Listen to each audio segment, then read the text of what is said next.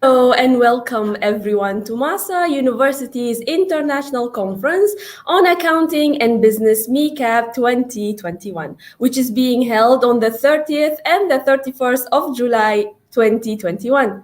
This conference is organized by the Faculty of Business, Finance, Information Technology and Hospitality. My name is Tara Ahmed, the marketing lecturer at our faculty, and I will be your host for this event.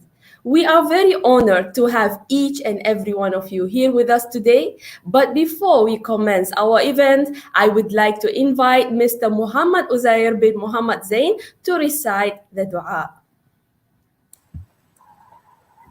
Assalamualaikum and good morning. We start our event with Al-Fatiha.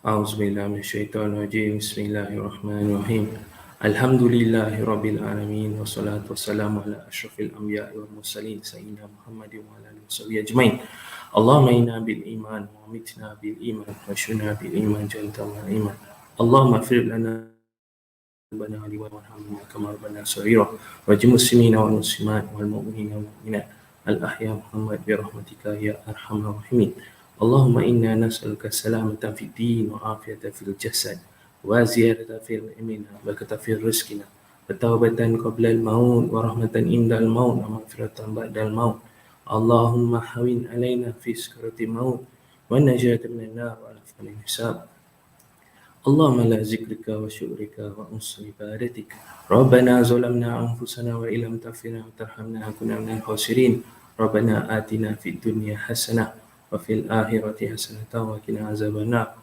اللهم إنا أسألك الفيح اللهم إنا أسألك الفيح اللهم إنا أسألك الفيح وصلى الله على سيدنا محمد وعلى آله وسلم الحمد لله رب العالمين.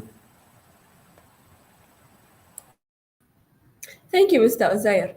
And now, please allow me to invite Associate Professor Dr. Siriak Nelikunal Devasia, the Dean of the Faculty of Business, Finance, Information Technology and Hospitality at MAHSA University, to give us the welcoming speech. Thank you, Tara.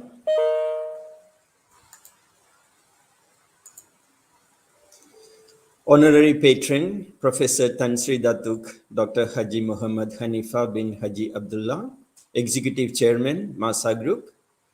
Chief Patron, Dr. Sharil bin Professor Tan Sri Datuk Dr. Haji Muhammad Hanifa, Group Managing Director, MAHSA Group.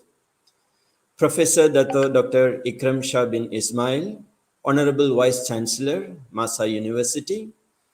Guest of Honor, Dr. Muhammad Daud bin Dalomin, DPTJ Executive Chairman, Lifelong Learning Academy and former Assistant Governor, Bank Negara, Malaysia. Professor Dr. Sri Kumar Chakravarti, Director, Postgraduate Studies, Research and Innovation, MAHSA University. Keynote speakers, Professor Chiolin, Dean, College of Management, Changjung Christian University, Taiwan. Dr. Syed Shah Alam, Associate Professor, Faculty of Business, Finance, Information Technology and Hospitality, MAHSA University. Panelist, Mr. Hanli Chu, award-winning author and Just Tonight founder and CEO. Special guest, Dr. Taimur Sharif, Head of Business Program, Newman University, UK. Professor Allah Keswar Rao, Senior Director Academics, MAHSA University. Respected directors, deans, invited guests, presenters, participants, colleagues, members of staff and students, committee members, ladies and gentlemen. It's my pleasure to welcome all of you to MAHSA International Conference on Accounting and Business, MICAP 2021. The theme of this year's conference is Leveraging Accounting and Business Practices in the New Norm. We had planned this to be a face-to-face conference, but due to the relentless onslaught of the COVID-19, we have moved this conference to the virtual mode. Even though this is the first conference in the MAHSA series, I'm sure it will not be the last either. This conference brings in thoughts and ideas from some of the prominent leaders from both academic and non-academic fields. Our conference tracks include accounting and finance, marketing management, organizational behavior, human capital management, sustainability, entrepreneurship and innovation, international business, and social economics. I'm sure that the presentations made on the above tracks would bring novel solutions and knowledge to all shareholders and stakeholders. It would be an incomplete welcome note without saying a few words about my faculty. The Faculty of Business, Finance, Information Technology, and Hospitality has a wide range of programs from diploma, bachelor's, and master's programs. Recently, we have added PhD in Management and Doctor of Business Administration to our list. Our faculty offers career-focused and industry-driven programs to help learners to pursue studies in various fields.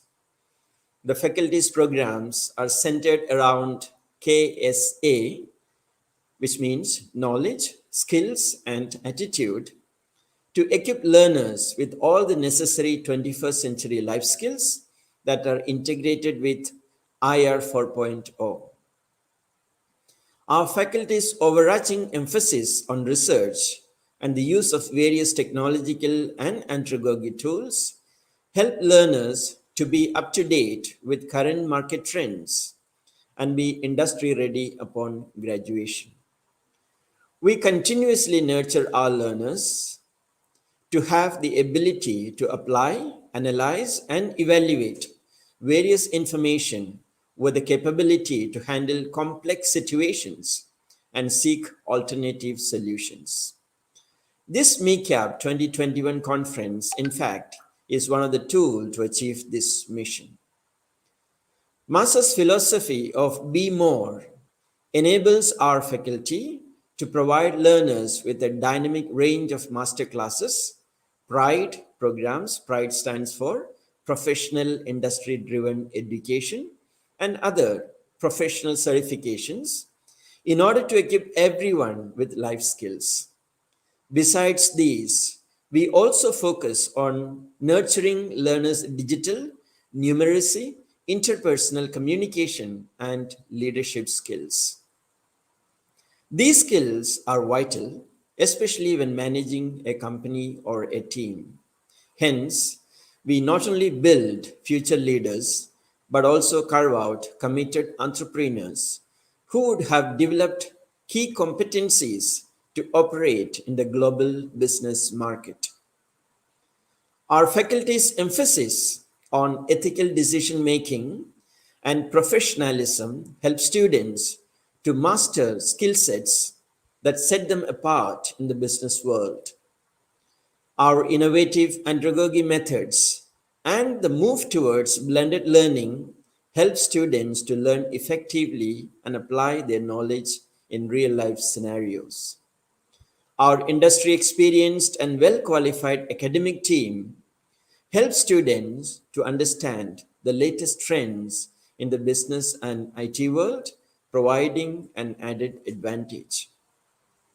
Today, many of our graduates have embarked on their professional journeys in leading firms within and outside Malaysia, and we believe our approach to teaching and learning in this faculty has equipped them with the right skills, qualities to stand tall in their career.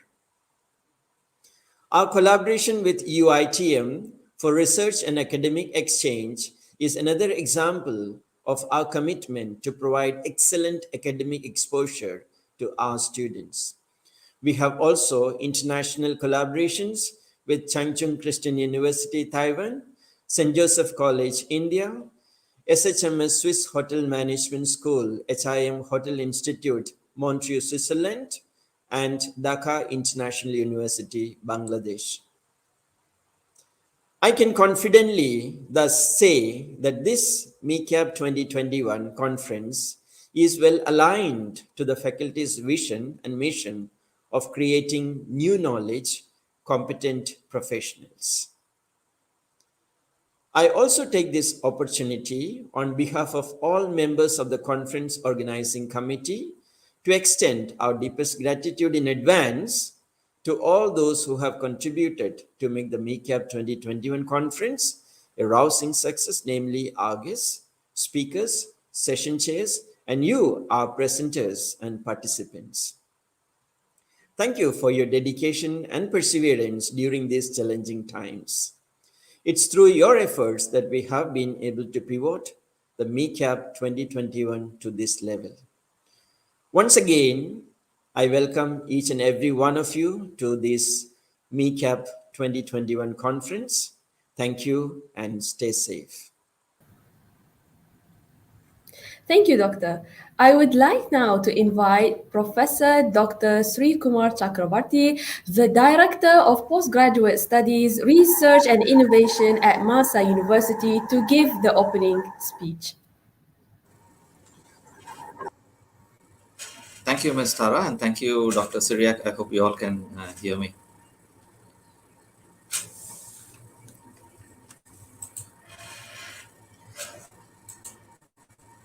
And first of all, thank you for inviting me to be with you here today. And I would like to congratulate Dr. Syriac and your team for successfully organizing this wonderful international scientific conference with an apt team, which is leveraging accounting and business practices in the new norm. So this is quite appropriate in this era of IR 4.0. Now, we're all used to watching movies and TV shows. When you watch TV shows, the next show starts with where the previous show ended.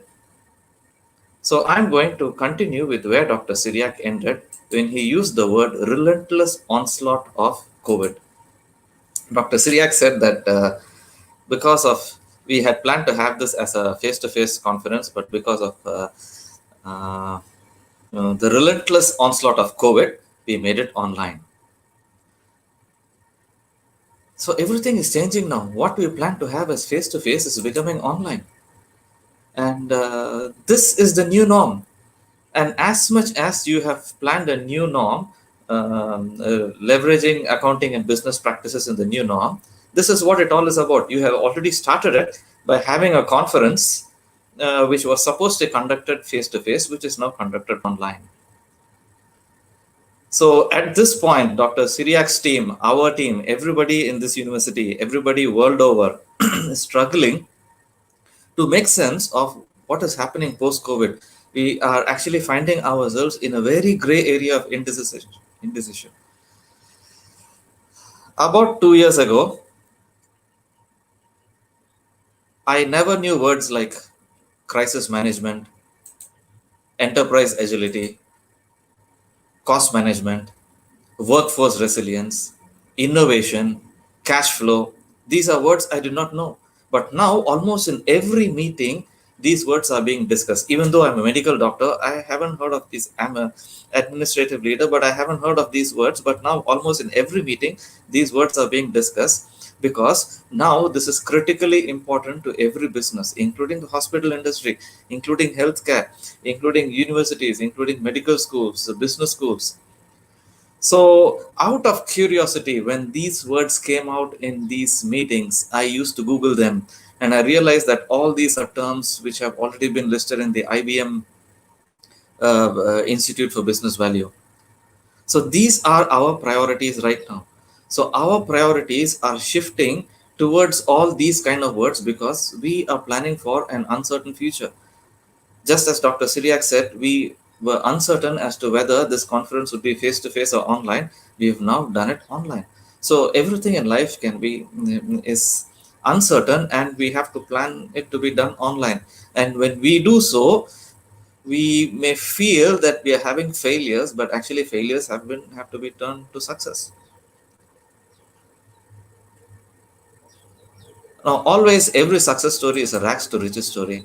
Now, when you take the example of some of the top people, for example, J.K. Rowling, the author of the Harry Potter series, and she was always a failure in her early life. She had the worst of nightmares. She had a bitter marriage and she divorced. She was a single mother. She was broke and penniless. But later, now she's among the top 10 richest people in the world. Again, that's because she was strong and determined to face her challenges. Now the same goes to Steve Jobs. Now he started off his business in a garage, and he was broke. And later on, his company went on to be about 2 billion. In fact, on another note, there are many top businessmen and entrepreneurs who started life in a garage. I think even Bill Gates and I think Mark Zuckerberg, a lot of people started business with a garage. So maybe Dr. Syria can actually think of the next year's conference being entrepreneurship beginning from a garage. It would be good. There are many people who have garages, but we have cars in it. Unless we are like Steve Jobs or like any other entrepreneurs with minds who can actually convert a garage into a business. So, yeah, talking about the other guy, Bill Gates. Bill Gates was also almost a failure for many, many years, and uh, he was also a university dropout. And at the age of 31, I think he became a youngest self-made billionaire.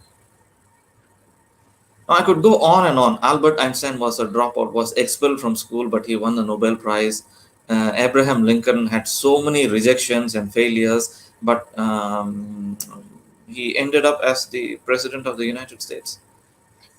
Michael Jordan, basketballer, one of my favorite sportsmen, he said that during his career he had 9,000 misses on the basket while trying to shoot, and he lost 300 games. But he became a success, and he failed over and over again, and that's the reason for his success. The same thing with Spielberg, Walt Disney, and the owner of Starbucks, Van Gogh, the painter, the artist who committed suicide at a very young age in his late 30s, but after his death, his paintings became popular. So the list goes on and on. Everybody actually adapts to success, and they are successful because they adapted to a change. And in this case, now we all have to adapt to a change because our change in this case is a new norm. And when it is a new norm, we actually have to consider these words, as I told you: workforce safety. Every company is cutting down on manpower. Customer retention. We need to retain our customers. In our case, as a university, we need to retain our customers who are students. Cost cutting. Cost management is a better word. Cost cutting is a very crude word. Cost cutting scares us. Cost management and cash flow. It's important that only when the cash flows, salaries are paid. And in many universities, cash flow is through student fees, through research funding, through collaborations, which is why all these are innovations, enterprise, all these are valuable aspects. And digital transformation. Now, digital transformation was always a word which was used in movies.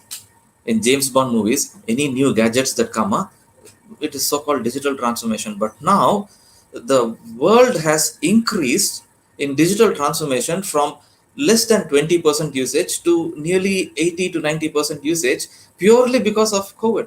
COVID is a medical disease, but it has brought out the digital and it has brought out the media in the world. So our name of the game is change. We need to identify competitiveness, workforce resilience and digital transformation, and we need to work on this. So basically, this pandemic, again, I continue with where Dr. Syriac has left out, it has accelerated digital transformation. For many of us, we did not know what is digital transformation, but now even a 7-8 year old child will be able to tell you what is the impact of digital media in the world or in his life. So these are various initiatives that are being used in businesses also. Because why? Employers, bosses now trust technology more than you or me or the normal workforce. So we are pushing ahead with technology because, again, this I read from IBM that in the next 30 years or even less, 800 million jobs would be replaced with just technology. And nearly 80% of the people who are now studying to do a particular thing will not be doing that because these jobs will be redundant. So COVID has created a new norm, and this new norm is a permanent change in our organization. We need to adjust. We need to sort of automate everything and make it cloud-based activities. I cannot tell my staff that, okay, how many of you are here today in class? Okay, can I have the attendance? It's a waste when I know that I can reach out to students sitting all over the world, and each of them is still as attentive to me in a class, digital online class, than on a face-to-face class, and I'm able to communicate with the same efficiency or even better. So in this aspect, I learn a lot of new words: AI, artificial intelligence, IoT, Internet of Things. All we know is things, but things is Internet of Things. One of the things that we plan in our university is a smart village where we are going to have almost everything in the village runs digitally, where I can see it on a smartphone. I can even have drones that are actually moving around, and these drones will replace 10 of my security people. So with $1,000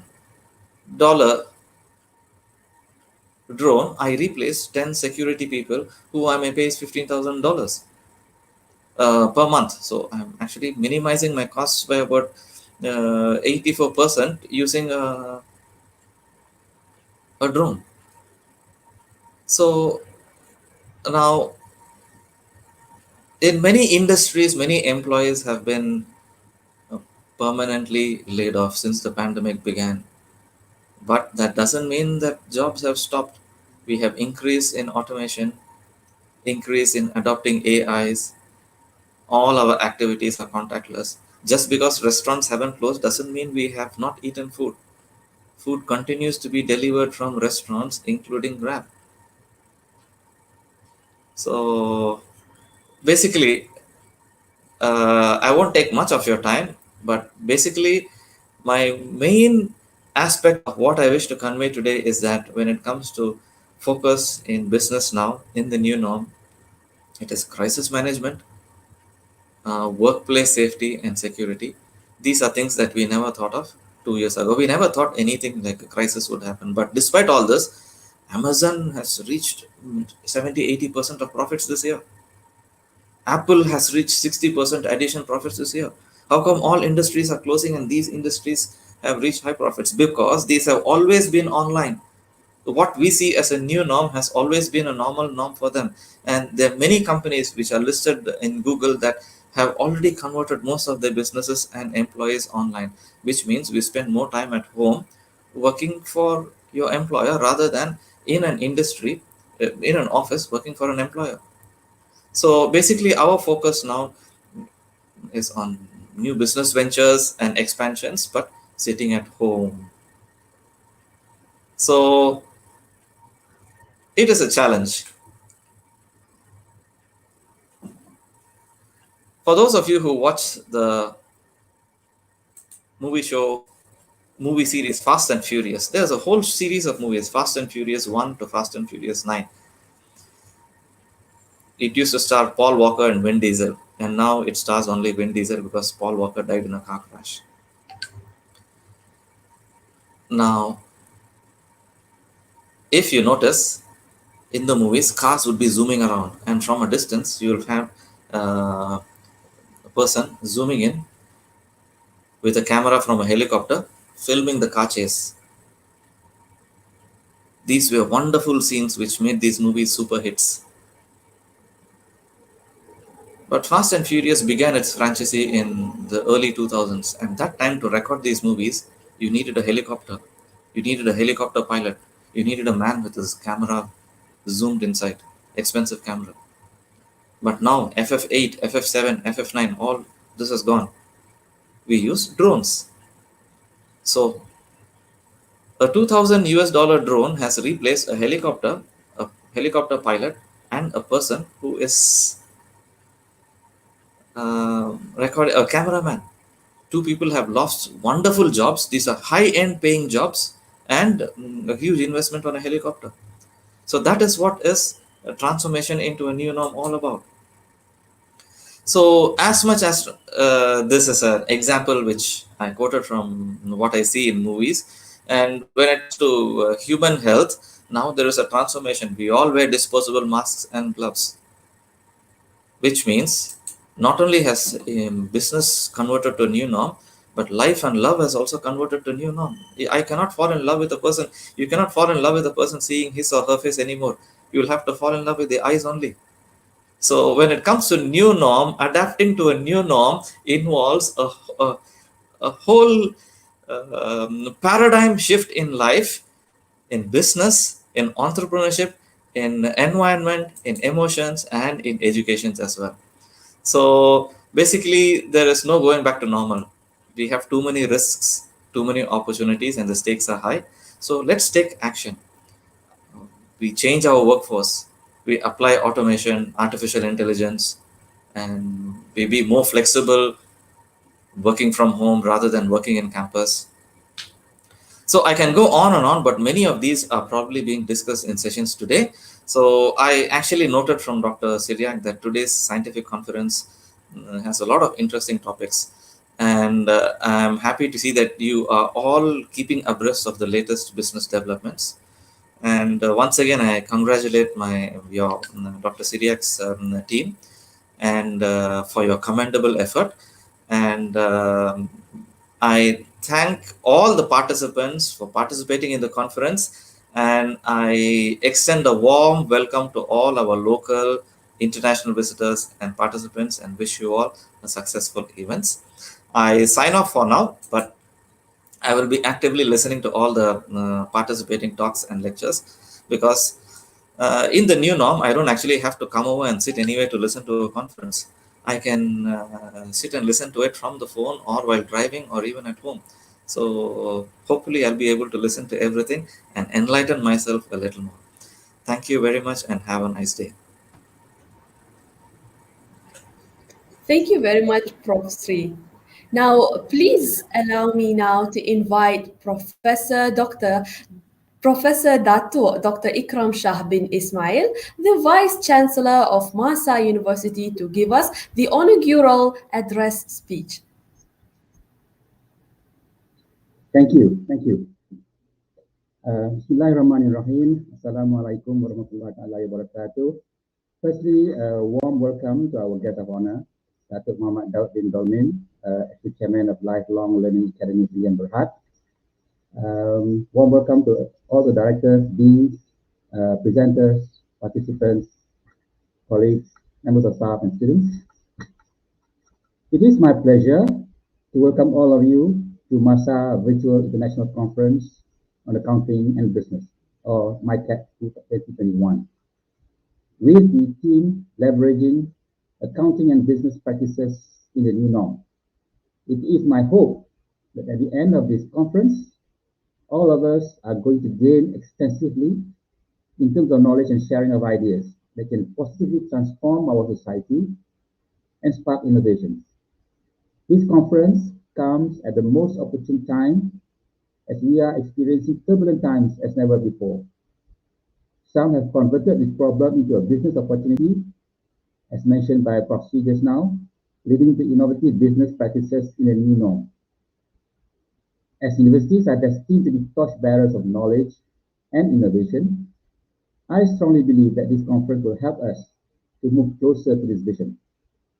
It is very well aligned to the MAHSA University's vision to be the center of excellence in higher education in the region.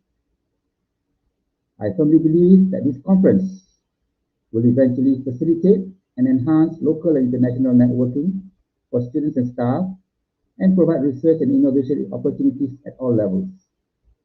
I hope all of you take this opportunity to network virtually and create new knowledge centers leading to excellence in education and research, ultimately benefiting the industry and society at large.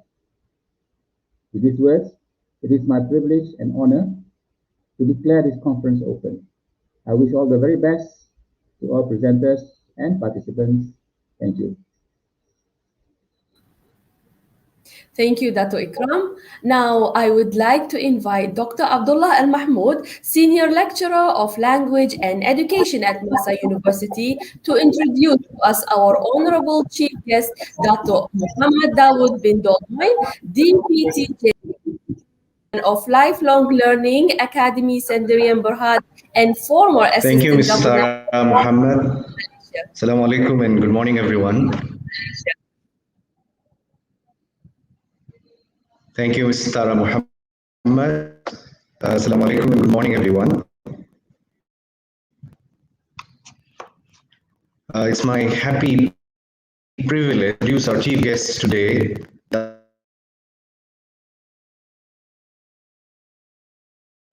Dato Muhammad, Assistant Governor of Bank Negara Malaysia until May 2009, in charge of the organizational development.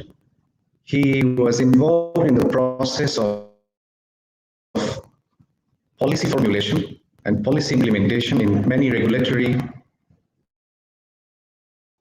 and monetary management areas, in addition to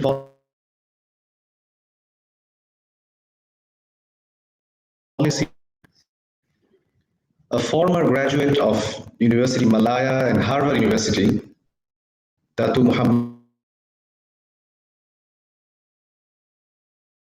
Regulatory Policy Committee, Reserve Management Committee, Risk Management Committee, Strategic Management Committee, the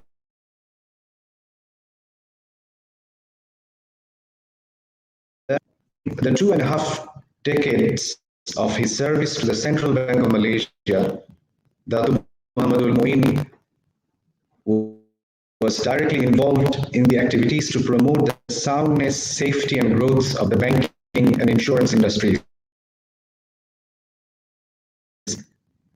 He contributed significantly to the rehabilitation and development work in the 1980s, and he made a significant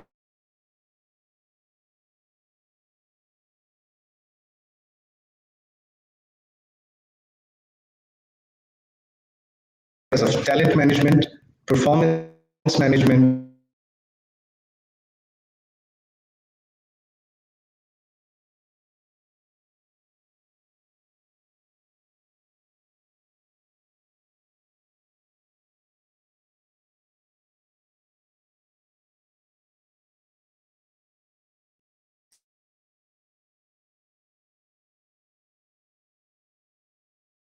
Muhammad Dawood was involved in professional advisory services in the private sector. He was a member of the board of directors of Parkson Holdings Berhad, a publicly listed company with total assets in excess of 7 billion ringgit.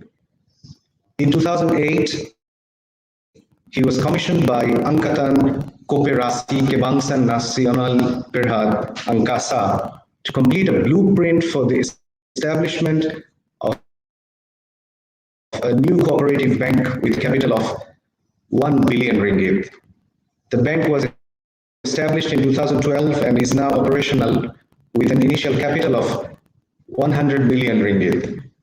He is an advisor to the Council of Economic and Policy Research, CEPR, an NGO that focuses on research on current economic issues and policy implications for the government.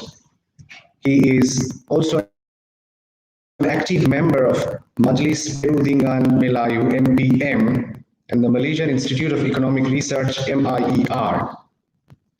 Dato Muhammad Dawood is currently the Executive Chairman of Lifelong Learning Academy Sendirian Berhad, known as the Academy.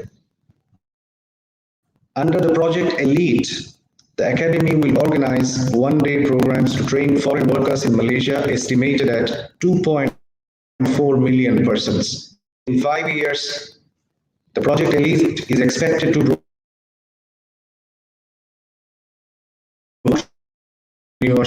and create more jobs. in Malaysia and elsewhere. Datu Muhammad Dawood was born in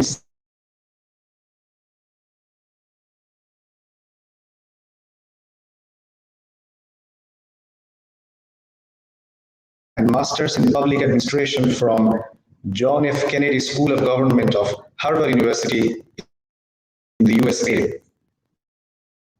Datu Dawood has attended numerous local, regional, international seminars, courses, and learning in general. Datu Muhammad Dawood Dul Moin.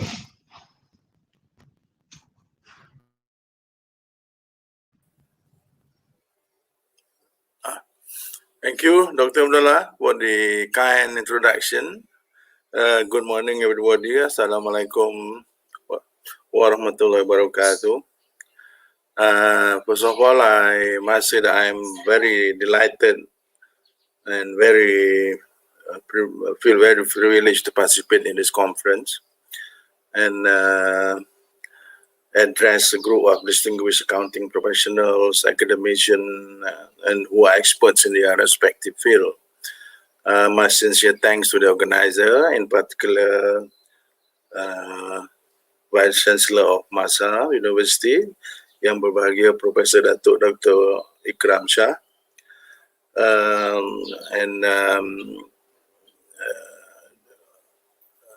I must say that it's not very often that I give a speech to a group like this. Okay.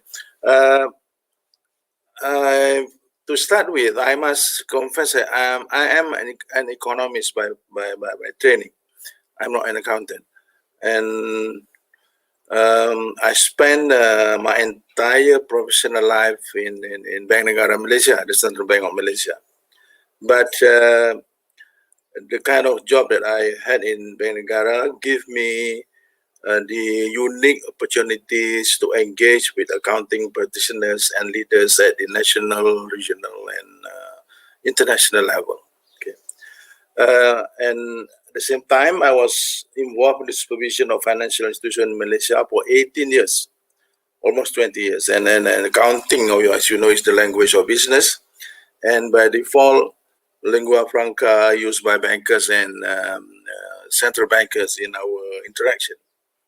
In fact, when I was in Harvard University studying the economics or regulation, I opted for an accounting subject to get a deeper understanding on the roles of accounting institution and accounting profession in the management of the financial system. When I was appointed the assistant governor in charge of the bank supervision, I literally assumed the roles of #1 law enforcer in the banking industry in Malaysia. It was my job to catch fraudulent people in the industry. Then it was then when I realized that my accounting and auditing background was extremely useful. And because of my job, I was appointed to be the representative of the central bank in the Malaysian Accounting Standard Board, MASB, where I had opportunities to work with the best accounting brains in Malaysia. All of us participating in this event are, of course, very proud to be associated with a profession that is as old as the mankind itself. Historians and archaeologists have produced evidence that accounting is more than 7,000 years old. And the winding road of human civilization was shaped by many elements, but accounting and auditing have been an indispensable element in the history of nations, history of governments, industries, business, commerce, finance, banking, trades among nations, and a time of economic prosperity and time of depression, war and peace, politics, and now even social welfare and environmental issues. Now, as a student of economics, I understand that economics theories are founded on the assumption that human is by nature a utilitarian. They are driven by unlimited wants. Thus, they have natural incentive and inclination to use, to misuse, even to abuse anything that are available at their disposal as tools to fulfill their desires. Accountants are human too. The history of accounting is also littered with horror stories about how accounting was used to cheat, to mislead, to misinform, to hide the truth, and causing financial loss, frauds, financial scandal, corporate graveyards, and corporate bankruptcies and graveyard. And that led to equally great suffering of business owners, employees, consumers, and investing public. Now, I remember George Bernard Shaw, my favorite playwright, who is very witty at his time, I think very wise, who said that from history, we know that actually we learn nothing from history. As students of accountancy, we are all familiar with the significant events that changed the history of modern accounting. The Ponzi scheme, 1919, Enron, 2001, WorldCom, 2002, and the story of Bernard Madoff in 2008. And don't forget the Lehman Brothers, which was closed by the Federal Reserve due to financial difficulties. All these are well documented, and anybody can go to internet and learn more about this. And of course, yeah, another story is about Arthur Andersen. At one time, one of the big five, founded in 1913, and in 2002, its revenue was USD 9.3 billion. Because of their failure in accountability and Enron scandal, they were charged in court, and they decided to surrender their license. And Arthur Andersen vanished overnight. Okay. But more important, financial scandals in USA, which I mentioned, resulted the creation of Sarbanes-Oxley Act of 2002, which is a very important act actually in the area of banking and finance, because the act brought sweeping changes, including more oversight and regulation in accounting. And the Sarbanes-Oxley Act subsequently set the global trend in the way government regulate the accounting profession. And yet we have in our own version of similar event of deceit, fraud, and robbery of grand scale. Now we know as 1MDB scandal. Sadly, accounting and accountants played key role in this drama that won our nation the trophy of the most corrupt country in the world. Ironically, part of the money swindled in 1MDB saga was used to finance the production of a movie of similar theme called The Wolf of Wall Street. Sadly, the Malaysian public and the taxpayers who literally financed the making of the movie are not allowed to watch the movie by the censor board. Now, with that short background and qualification, allow me to, in the next 10 minutes or so, to share some of the perspective that I have on the subject of accounting and business, which is the theme of this conference. I will cover three critical areas which are, I think, very important because of the situation that we are in now. First is the roles of accounting. Number two, the global convergence of accounting standards. And number three, the importance of ethics among accounting professionals. Subject number one, the role of accounting has not changed over time, but has become increasingly harder to deliver given the speed, breadth, and depth of change and innovation in businesses. At its core, the universal role of accounting is to record and to show a true and fair view of either transaction and asset, indebtedness, or the overall financial position of a business entity. And even as mankind travel its path of evolution in terms of knowledge, business, science, technology, interaction, relationship, and culture, accounting profession respond without undermining the stated rules. It is increasingly global.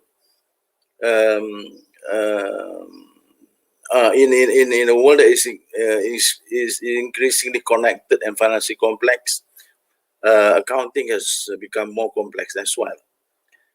And as business and technological innovation accelerates, there are situations when it becomes harder to determine what is true and fair from an accounting standpoint. Globalization, e-commerce, digital business, AI, sharing economy business model, and Industry 4.0 add significant complexities and challenges in defining what is true and fair. In the final analysis, human judgment backed by time, acquired wisdom, and experience are critical in accounting and auditing. However, advances in science and technology can assist accounting profession in making those judgment and opinions. Automation of accounting system, for example, has benefited the accountant and management tremendously. Technology for big data and AI has allowed accountants and auditors to have greater insight into the affairs or financial affairs in particular of a company. Powerful data analytics help accountants and auditors to detect irregularities from structured or non-structured data.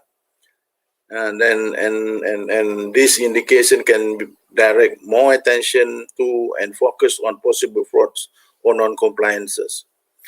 By automating routine and manual tasks, valuable resources are released to perform complex tasks in risky area. Auditors are now conducting 100% transaction tests instead of on a sample basis, and drones, as our previous speaker said, are used to verify inventory. As we meet and discuss accounting and business in this conference, the experts are busy out there looking at the prospective use of blockchain technology in accounting, and there's another revolution emerging from technology. Globally, accounting and audit firms are estimated to invest USD 3 to 5 billion a year in technology. My personal view is that the amount is very insignificant, considering that the combined revenue of the top big four accounting, the four big top accounting and rating firms in the world exceeded USD 147 billion in 2020. In the context of Malaysia, all the big four firms are having offices and practice in Malaysia, and the implication is that I really think Malaysian-based accounting firm need to invest more in technology, and hopefully this conference will be able to throw some lights on the state of technology and accounting and auditing practices in Malaysia. I can refer to the recent controversies around the auditing of the annual accounts of Server Dynamic Holding Berhad, a listed company, which I believe points to the need for audit firm Malaysia to use more technology-driven tools and procedures in their work. The controversies to me was totally unnecessary had the auditor used more technology-driven tools and methods in their work. So on the first subject, I really think that the roles of technology in accounting and auditing is not being used to the optimal level. and Malaysia included. Subject number 2, accounting standards need to keep up not just with business and technology innovation, but accounting standard must be ahead of the curve on the pressing societal issue.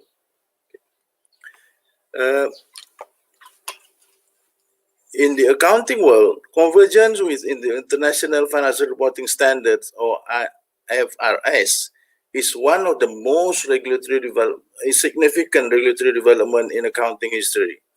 Globalization, technological progress, cross-jurisdiction operations, international trades, global capital flow, and until recently e-commerce have resulted in increasing demand for such convergence.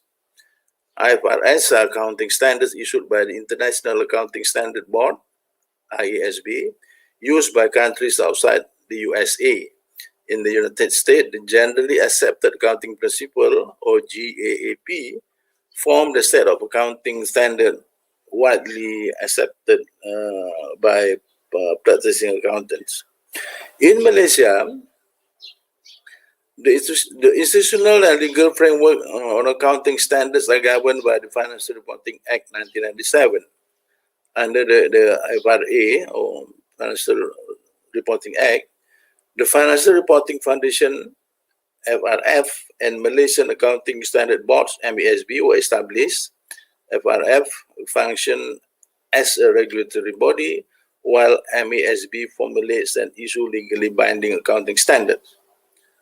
Since 2011, MASB adopted Malaysian Financial Reporting Standards, or MFRS framework, which is actually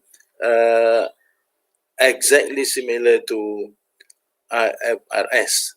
And that makes the job of MASB a lot easier. When I was in MASB, I was actually very surprised with the level of passion that everybody on the board has in minting the wording of the rules that become standards in Malaysia. Even though I was involved in drafting regulation Bank Negara, I thought the accountants are a different animal altogether, and they look at detail, the words, the sentences, the construction of the rules, and things which are beyond me to handle actually. Now, I have the privilege of working as a member of MASB for 2 years. That was in 2009 and 2010.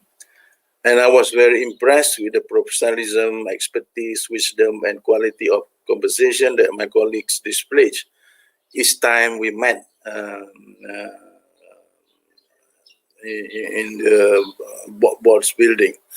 The members of MASB are representatives of the profession, the industries, the regulators, and all of them have years of practical experience and training.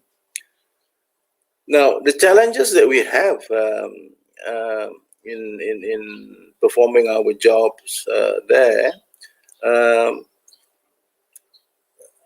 have a critical impact actually on the country and the general public in many ways. First, the speed, quality, and comprehensiveness in our adoption of international accounting standard are closely monitored by country rating agencies and multilateral agencies such as IMF and World Bank. And I have the opportunity to participate in the meeting every time the rating agency and IMF came here for data. And I really appreciate the importance of infrastructure for accounting in a country like ours, simply because it is a measurement on how well we manage our economy. And even the adoption of accounting standard is taken as one of the measurement as to measure to what extent we are progressing in the management of our economy. So those who are interested in accounting profession, please remember that you are part and parcel of a system that will determine how the whole world look at Malaysia, which will determine, for example, the pricing of our bond in the US market or the Japanese market, the Chinese market. Now, the second one is that MASB as a standard setting body has to weigh the costs and benefits of adopting the standard, as most standards were originated using the context and the needs of advanced economies, Europe and USA. And there are some arguments about the pitfall of adopting convergence in standard. Okay, one of it is really these accounting standards may not fit the local needs and institutional structures. Number two, Malaysia, our country, may not have the ability or resources to operationalize the accounting standard. And being a principle-based standard, the interpretation of IFRS was often left to the accounting professional themselves. Hence, it was likely that the standard would be interpreted and applied inconsistently within and among countries that adopted it. Okay. And the aim of global comparability in financial report may not be realized if standard in the IFRS were not adopted in a uniform and consistent manner. And there was also the problem of translation of standard in countries where English was not dominant language, and as a result, there could be diversity and the interpretation and application of the standard. Okay, now, I really believe that at this point of time that it is crucial that the subject of accounting standard are examined and given attention. We are in the midst of formulating and implementing the grand plan for economic recovery post-COVID-19. The political realities of accounting standards globally dictate that the advanced countries may change, may suspend, may postpone the implementation, or even remove the standard based on their needs and situations. And then countries like us have no say in that process. Okay. Now, this plan that we are talking about, some people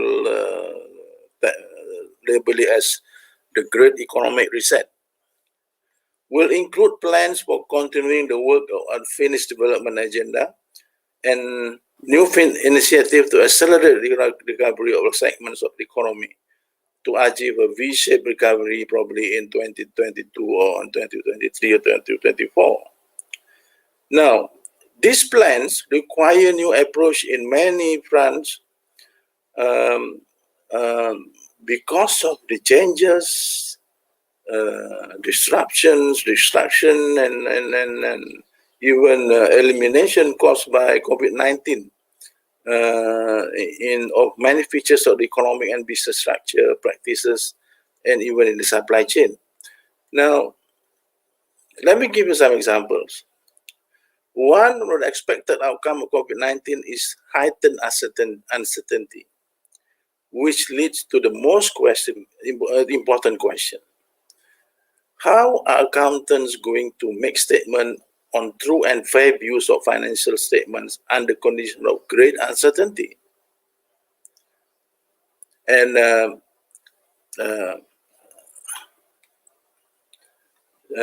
secondly, COVID-19 will impact micro businesses, MSCs, and large businesses in different way. The differences are further amplified if we look at the performance of these categories of business in different sectors of the economy. The immediate impact is the ability to, of course, to continue on a going concern basis, which is a very basic and important assumption in accounting. The widespread failures of business in the real sector will soon translate into non-performing loans that will impact the balance sheet of the advanced sector. I was the managing director of Dana Modal in early 1990s, and I saw how banks collapse because of quality issue of quality of assets. Okay, and if you follow the recovery program by the current government, and the 6-month blanket moratorium granted by Malaysian banks to borrowers ended in September 2020, and now Bank Negara introduced a tailored loan in deferment scheme. And one of the most significant impact of this is actually the rules on recognition of income by banks. Now,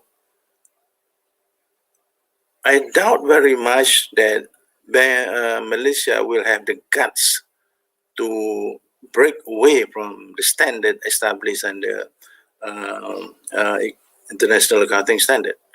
And mind you, even the BIS, or Bank International Settlement, has adopted that standard. But under the current condition, if we adopt the rules on, for example, classification of non-performing loans and provisioning of bad and doubtful assets, the impact on banks' balance sheet, I really think, will be worse than the financial crisis in 1997, 1990. Okay. And then the issue is, should we, as a sovereign nation,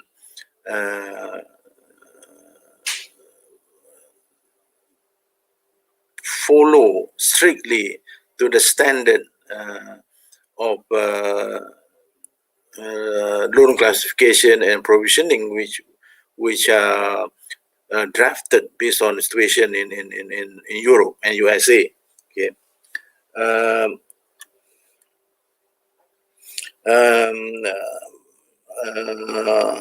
Last month I saw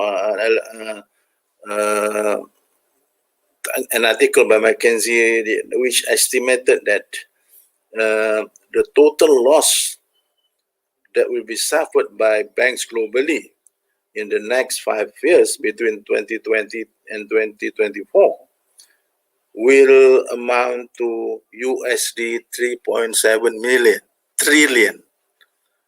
And that amount is far bigger than the amount lost during the 1997 financial crisis.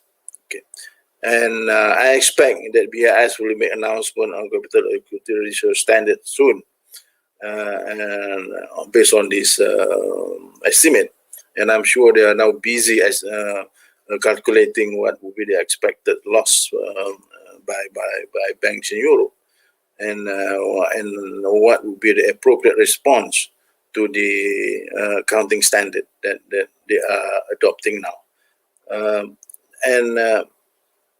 At this stage, I really think that there is a need for the accounting community to think outside the box and not confine themselves to solution which may no longer relevant to our context and situation now.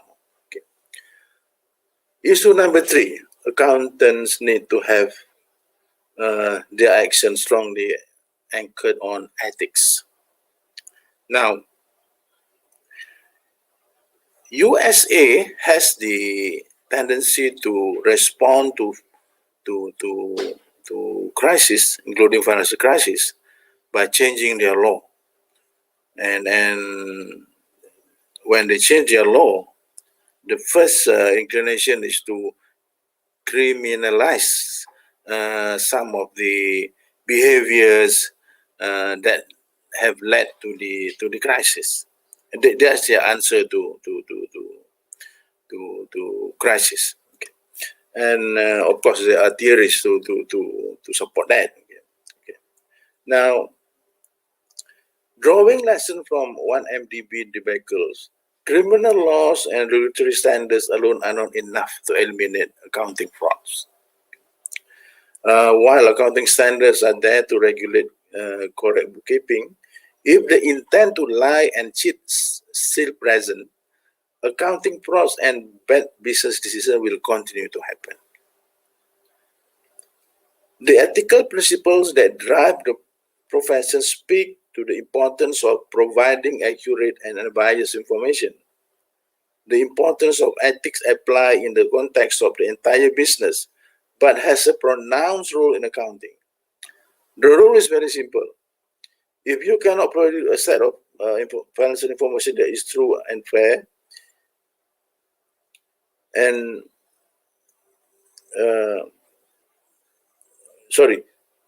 you cannot produce a set of financial information that is true and fair if the intent is to defraud and to deceive. It's an ethical issue, actually. Okay. Ethics in accounting is a matter of both guidelines and principle. While standards are set by governing bodies, personal values and professional ethics must guide accountants. This extra layer of ethical judgment helps in making decisions in the face of ambiguities and gray area. Auditing is one of the most important tasks that accountants perform. To act ethically during an audit, the accountant should evaluate numbers with primary objective of getting the truth. And this is the story of an MDB, actually.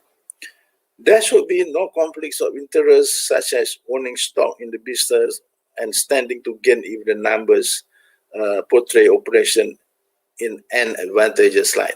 Okay.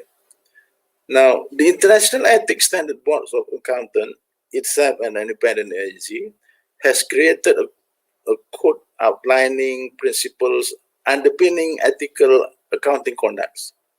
These principles govern many facets of ethical behaviors of accountant, which include integrity, objectivity, professional competence and due care, confidentiality, and professional behavior. These statements of ethics are formulated based on value system. Values are the lenses through which accountants view themselves and their world.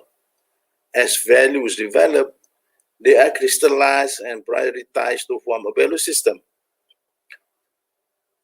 And in essence, they form their own personal truth from which self-esteem, self-fulfillment, and self-resilience develop. And this is the reason why value can be a powerful motivation for accountants to practice ethics as their profession demands. Probably more effective than threats of punishment under the criminal laws in any country. I think I have passed my time allocated, and on that note, ladies and gentlemen, I wish you a very enjoyable session forum, and Assalamualaikum warahmatullahi wabarakatuh, and thank you for this opportunity given to me to address you. Thank you very much.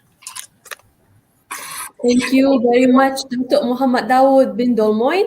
Now, please allow me to invite Professor Dato' Dr. Ikram Shah bin Ismail, the Vice Chancellor of MAHSA University, to present an e-certificate to our chief guest, Dato' Muhammad Dawood bin Dolmoin, as a token of appreciation.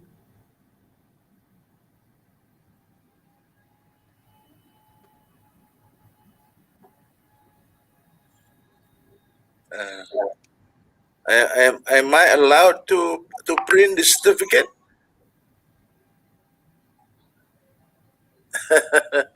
Dato' Ikram, maybe your microphone is not on.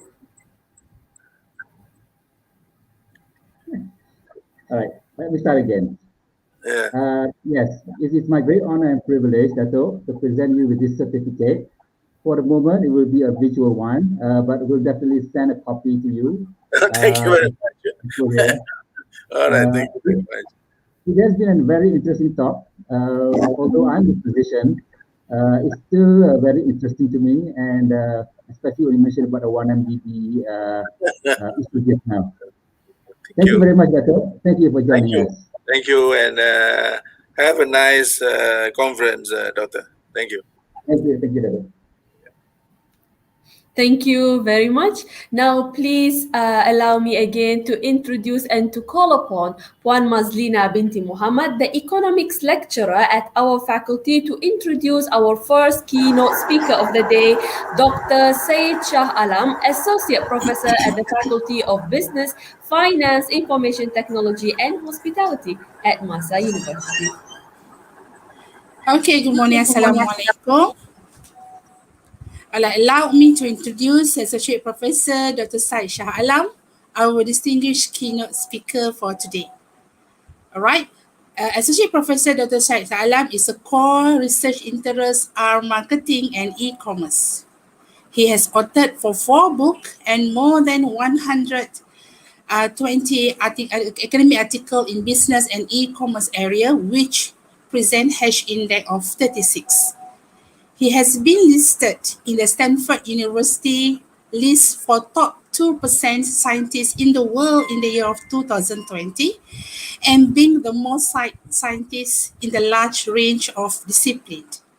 This list, which was created by analyzing a group over 150,000 scientists classified via 22 scientific fields and 176 subfield features. Over the past 5 years, he has been actively involved in the social enterprises development program in Malaysia with a special interest in participatory action research and also social enterprises project. Thank you.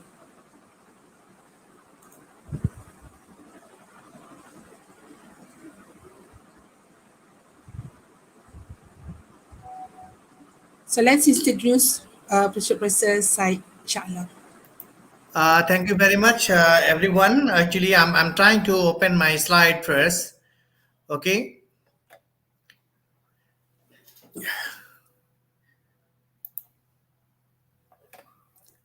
I do not know what happened. Why I cannot share? Actually, I'm trying. Brother, can you help me? Why I cannot share?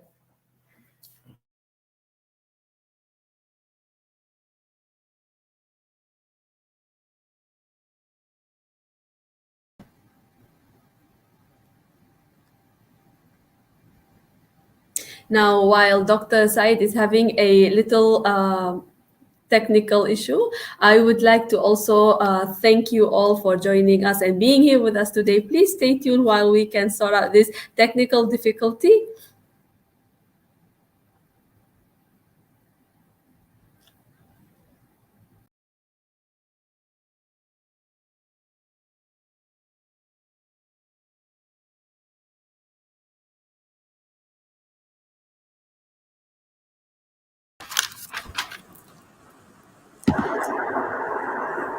All right, why not we go through a bit of some history about MAHSA. Now, MAHSA, which is the acronym for Malaysian Allied Health Sciences Academy, was founded by Professor Tan Sri Dr. Haji Muhammad Hanifah in 2004.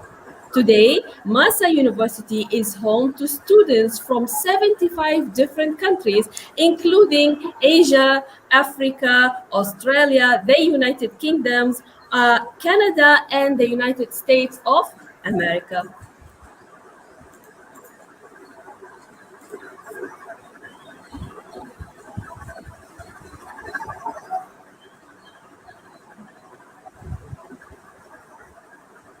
Puan Mazlina, did Dr. Said, was he able to solve the technical issue? Give him a little bit. I think in the process of settle the issue. Sure. Yeah. The other side, prof side is actually very good researcher, which is we have a very good hash index. Okay, in the Actually, research he's the field. pride of Yeah, our faculty. yeah, Yeah. exactly. And helping a lot of students and also the lecturer to come up with their a good research. Dr. Said? All right, so is that. Okay, thank you very much, everyone. Actually, my issue is something. Actually, I'm very much grateful to everyone, and thank you very much for giving me opportunity to talk something. And then Madlina said many things about me, but I'm just a very little person. Okay, I'm trying to do my research. All these things actually is during actually working in Malaysia and starting in 2005. Okay, so I'm going to discuss something on cross-cultural issues in international marketing. So this is actually what happened. Yeah, nowadays, if you are thinking something that actually what is happening in the world is the cultural diversity. So now the 21st century actually propelled the globalization and multiculturalism. You are very much familiar due to the global village. Now the world is considered the global village. So actually the world is actually not only one races living in one country, one places. In all over the world, it is considered the multiculturalism. So more than 80% of cross-border mergers fail to add value. If you have a look, something that actually most of the company in the world, when they're moving to another country in the to do the business, 80% of them actually fail because of the most important thing. They are not familiar the what are the cultural diversity, what are the cultural issues there. So people without cross-cultural training are twice as likely to fail in international assignment. Full screen. Okay, so what happened? Just if you have a look, those company do not have the training on cultural diversity or cultural issues. Their failing rate is double than other company. Those have actually cultural training. So even locally cultural diversity and cross-cultural issues present in different challenges to all marketers. Nowadays, if you are very much familiar, let's say for example, Malaysia is one of the country. Then if you have a look that we have three main races here, so they have the different culture. So that actually if you have a look the buying behavior of the Malaysians, actually we can identify three different actually buying behavior mainly. Let's say Malays, they're celebrating Hari Raya. So when they're buying the product and everything, they're normally focusing on the actually there's a Hari Raya issue. At the same time, if you have a look, the Chinese, they're celebrating Chinese New Year. So their buying behavior is something different at that time, the when they're celebrating Chinese New Year. And also the Indian, but Indian culture in Malaysia is South Indian culture. If you have a look in India, that culturally they are diversified. Let's say, for example, it's North Indian, there's a different culture, and then South Indian, they have the different culture. In another places, normally actually in India, they have different states, they have the different type of culture. So culture is deep-rooted concept to humans. The knowledge on the cultural diversity in consumer behavior is essential for taking into account.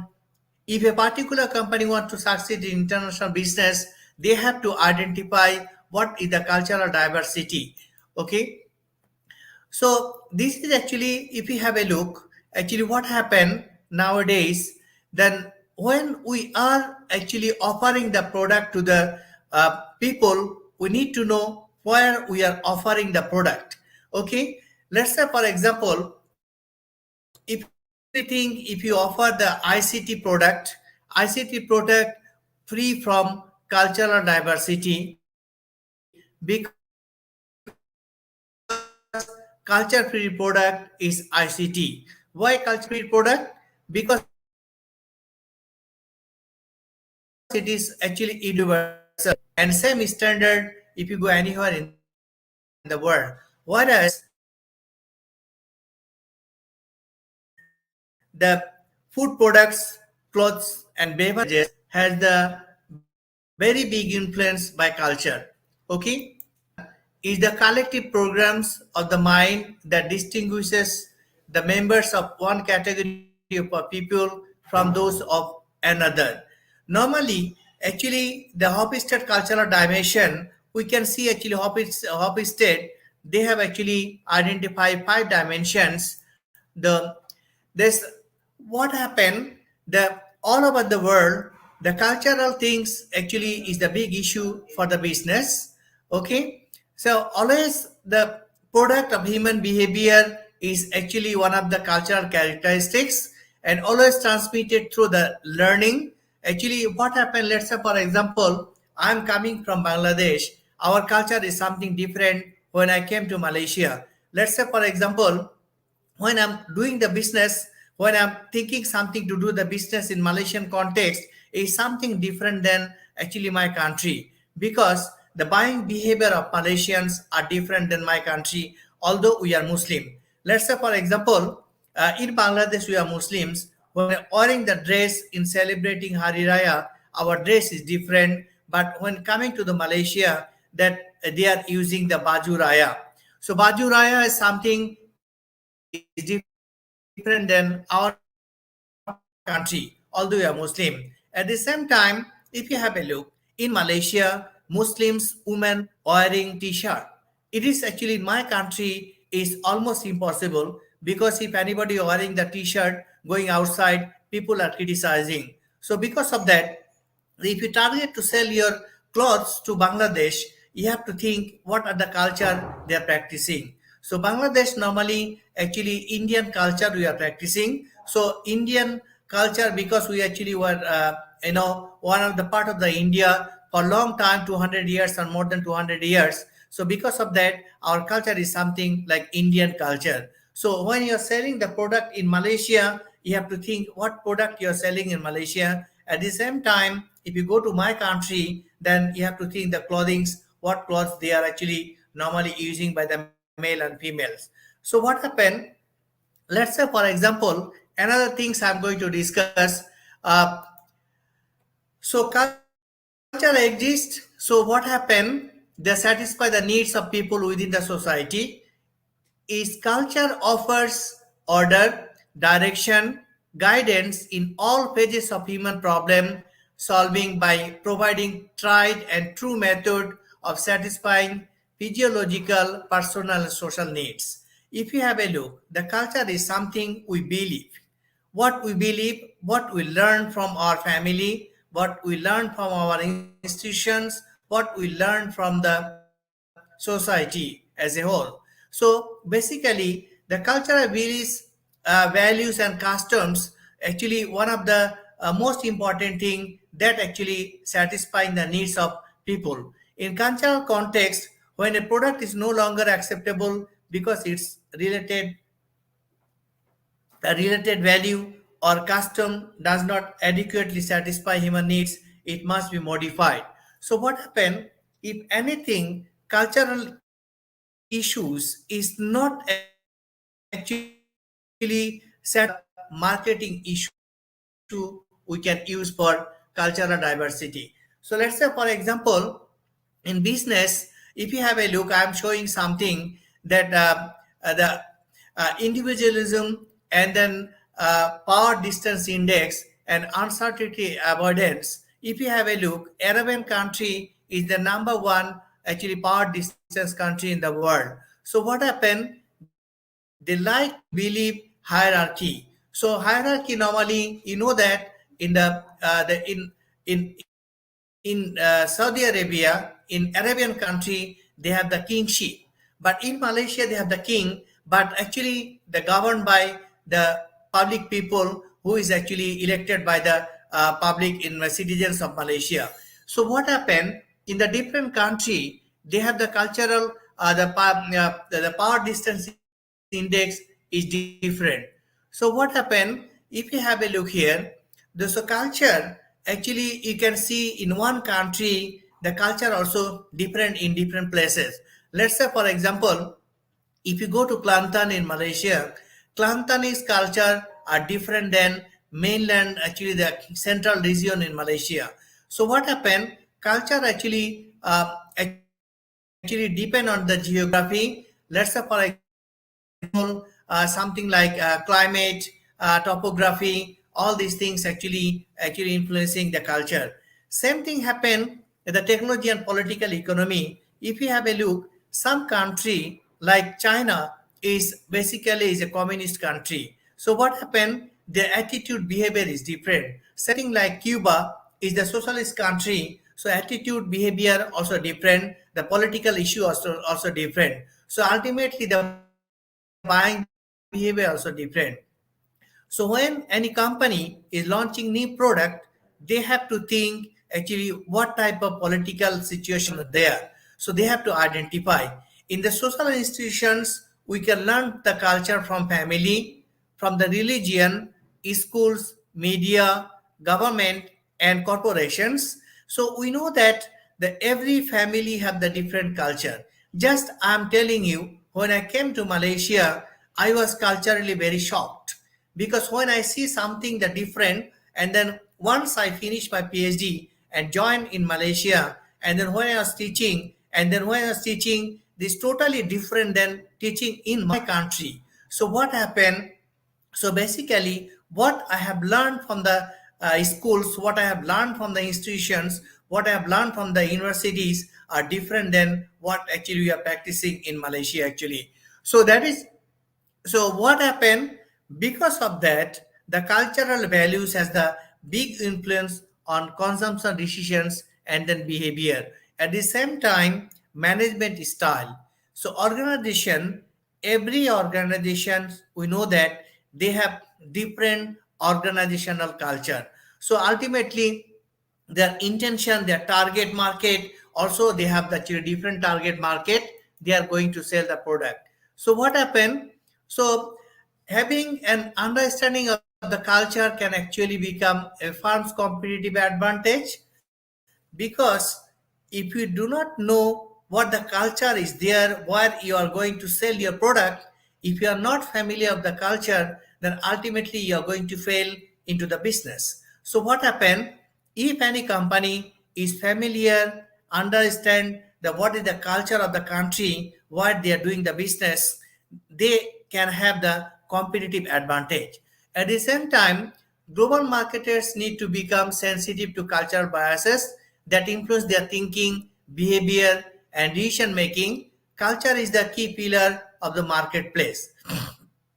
What happened, culture something that in international business it is very important to identify what are the cultural practices by the people in that place.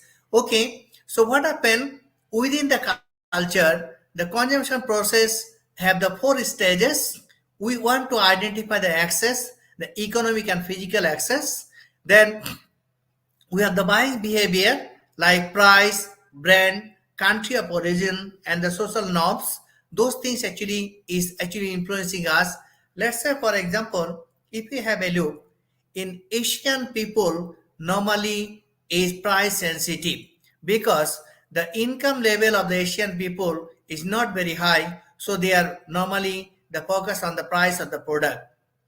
But sometimes the quality of the product also influencing the buying behavior of the people. At the same time, let's say for example, if you just think about the which product you're going to buy, what services you're going to take, and then in the rural area and urban area, and then different types of references groups, so that those actually influencing us how we can buy the product. At the same time, the disposal of the product, so byproduct and wastage, sometimes we recycle. Social responsibility, let's say for example, nowadays the linear economy shifting to the actually a circular economy.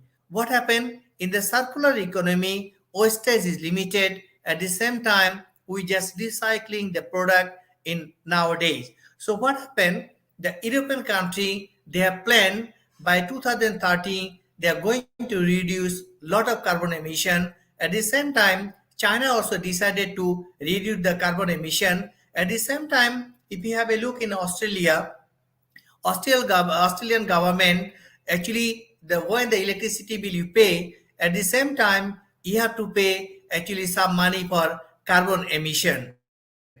Let's say for example, Australian government encouraging people to use solar panel to get the electricity. So at the same time, what happened other country as well. So European country they are planning to actually move forward to the circular economy by 2030. So because of that, actually, if you have a look, the buying behavior is different.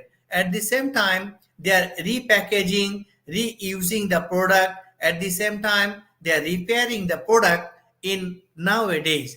In by 2030, Germany declared that they are going to actually withdraw from all petroleum-based, fuel-based actually cars.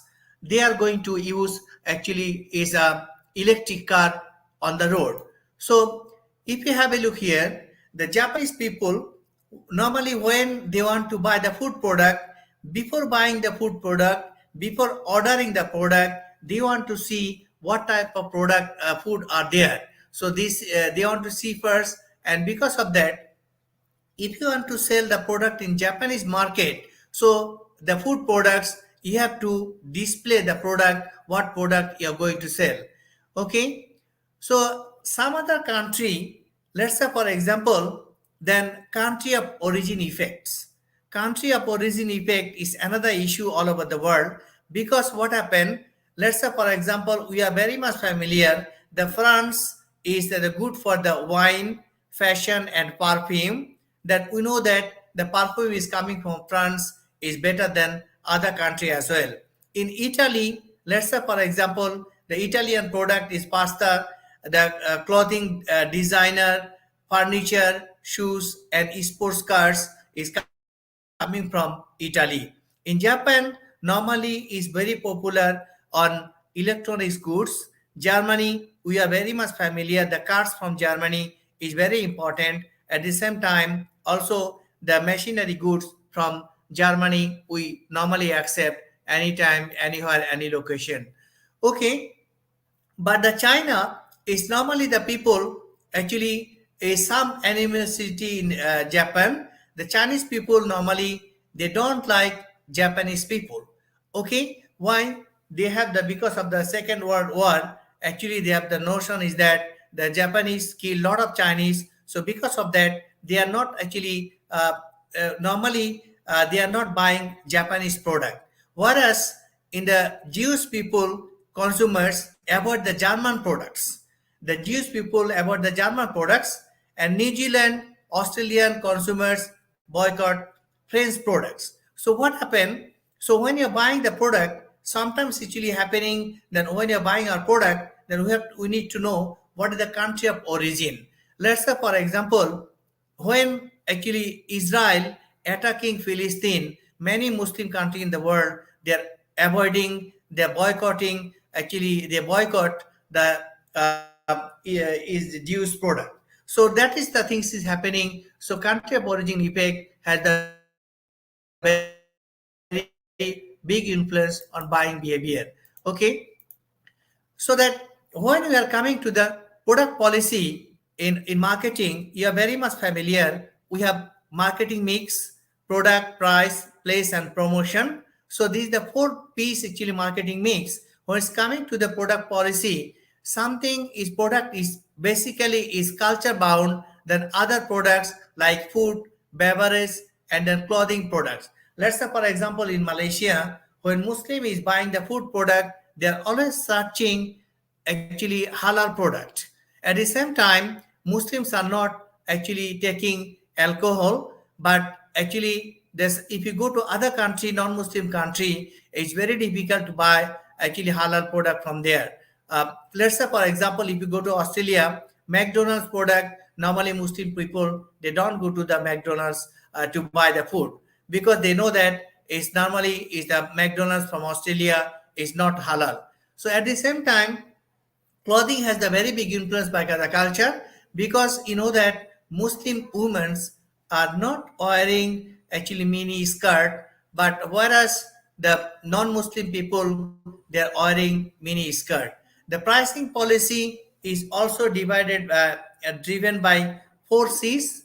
The pricing policy, that is customers, company, and then also competition and collaborators. So based on that, actually they are deciding what pricing they are fixing for the which product in that which country. So they are thinking, let's say for example, who is going to buy their product. So they have to identify who is the customer, and then what is the income level, what is the economic situation of the particular country. At the same time, what is the objective of the company, and what how much the cost involved in producing the product. Let's say for example, if you have a look now, garments product, actually ready-made garments product. So normally what they're producing in China, they're producing in Bangladesh, they're producing in Vietnam, they're producing in India. So why they are producing? Because the labor is very cheap. So that what are the cost involved of the product. So when they're fixing the price, they are thinking what are the cost of the product actually in that particular country. Let's for example, in Malaysia, initial stage, Malaysia was an agriculture-based country. So when move forward to the industrialist base, so in that situation, the many companies actually foreign investment, they invested in Malaysia because they found that it is a cheap labor. So at the same time, the distribution policy actually is sometimes actually influence the distribution policy. Let's say for example, if you go to Japan, they have the small shop, whereas many countries in the world now they have the supermarket. And at the same time, those countries, the internet is available nowadays. Is almost many countries in the world internet is available. Because of that, people buy online. So in Malaysia, you know that in Malaysian people also they like to buy online. And due to the COVID-19 issues, nowadays actually not most of the people they're buying online and they are staying at home. So because of that, actually it is very important to consider what are the cultural issues actually related to the distribution policy. At the same time, the what other things is happening is the promotion policy. Promotion is, you are very much familiar, promotion is basically the culture bound, because the different country they have the different cultural issues, they have the different norms that is influencing the advertising styles, language, religion, at the same time the laws. Let's say for example, anybody in Saudi Arabia, any female Saudi Arabian female want to promote the product in the television. So advertising, television advertising, what they do, they cannot show their front side, they can show the back side. So what happened, the advertisement in Saudi Arabia is something different. Whereas if you go to Western country, you can add sexy appeal, all these things you can add in other country like Western society. But whereas some other country, the Muslim country, you cannot actually appeal this way. So because of that, actually promotion policy also actually influencing by the culture. So what happened? Let's say for example, the Nike product. Nike actually are very much familiar. It is a actually sports shoes producing. So when they put IR, AIR, actually it look like Allah in Islam. So in Arabic is look like in actually Allah. So because of that, this product, although Nike introduced and it is embarrassing, so because of that, actually what happened, the Nike product banned in Muslim country in the world. So because of that, actually shows that in the shoes actually shows IR is look like Allahu. Okay, so in the global product strategies, okay, so normally what happened, if you have a look something, the product expansion, then how actually we are doing the product expansion in other country. Let's say the product producing in Malaysia going to my country and other country. Let's say for example, if you go to Australia and some other country, the electric voltage is actually low voltage. If you go to Japan, the the electric voltage is low. So in that context, when you're producing the product, you can actually you have to produce the product based on the country situation. So if you go to other country, sometimes some company, they expand the product, they are just changing the labeling and packaging, and then also without changing anything, they're going to sell the product to other country. Let's say, for example, Nestle in Malaysia, what happened? They have the Nestle milk. If you check the Nestle drinks, so what happened? They have the different type of flavors in Malaysia: strawberry, durian flavor, this flavor, that flavor, and many flavors. But if you go to my country, actually Nestle do not have actually many flavors, because nobody, actually not many people in Bangladesh, they like actually durian flavor because its smell is very strong. So in that kind of context, sometimes actually we accept some adaptation. So we do the adaptation. Let's say, for example, shampoo and toothpaste, sometimes we are packaging small size and sometimes the big size. And then if you have a look, going to some other country, the Muslim country, if you have a look, the Muslim country, they have alcohol free beer. Okay, alcohol free beer, they say there's no alcohol, it is halal. But if you go to this country, the Muslim country, simply you cannot openly sell the alcohol in any shopping place. Okay, so in marketing mix, is a standardized marketing mix, same basic actually product. Sometimes we are distributing, and then we are using the marketing mix in international market context. Okay, in global distribution channels, sometimes actually we are using headquarters in the organizations.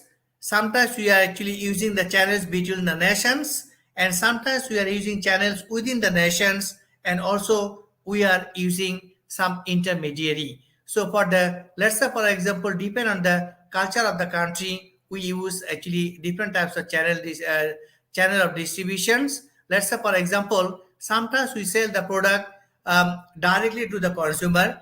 Dell product, they are selling directly to the consumer.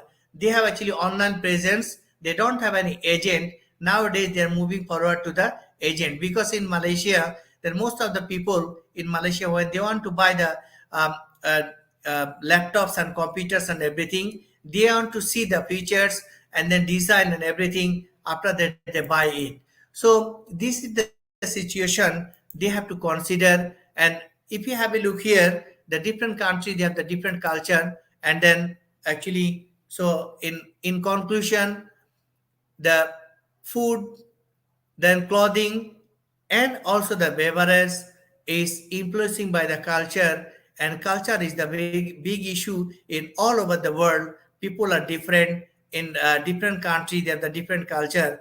When the marketing people is going to actually introduce their product in other country, they have to learn what is the culture of the country, otherwise they are going to fail in the business. And thank you very much.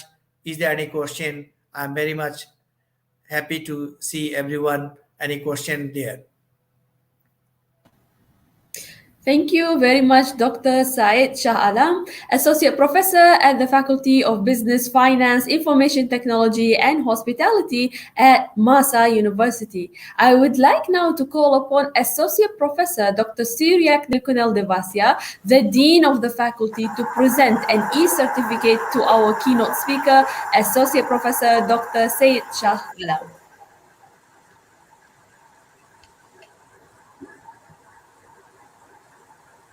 Thank you, Dr. Syed. It was indeed a very nice session.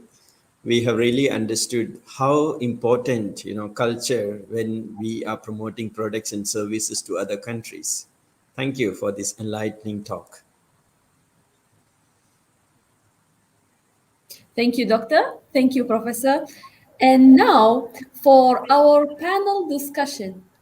I would like to call upon Mr. Yo Taebun, Head of School of Hospitality Management at MAHSA University, to introduce our guest speaker, Mr. Hanli Chiu, founder and CEO of Just Tonight PLC. Mr. Yo? Thank you, Farah. Thank you very much, Farah. Very good morning, everyone. Let me introduce to you Mr. Hanli Chiu.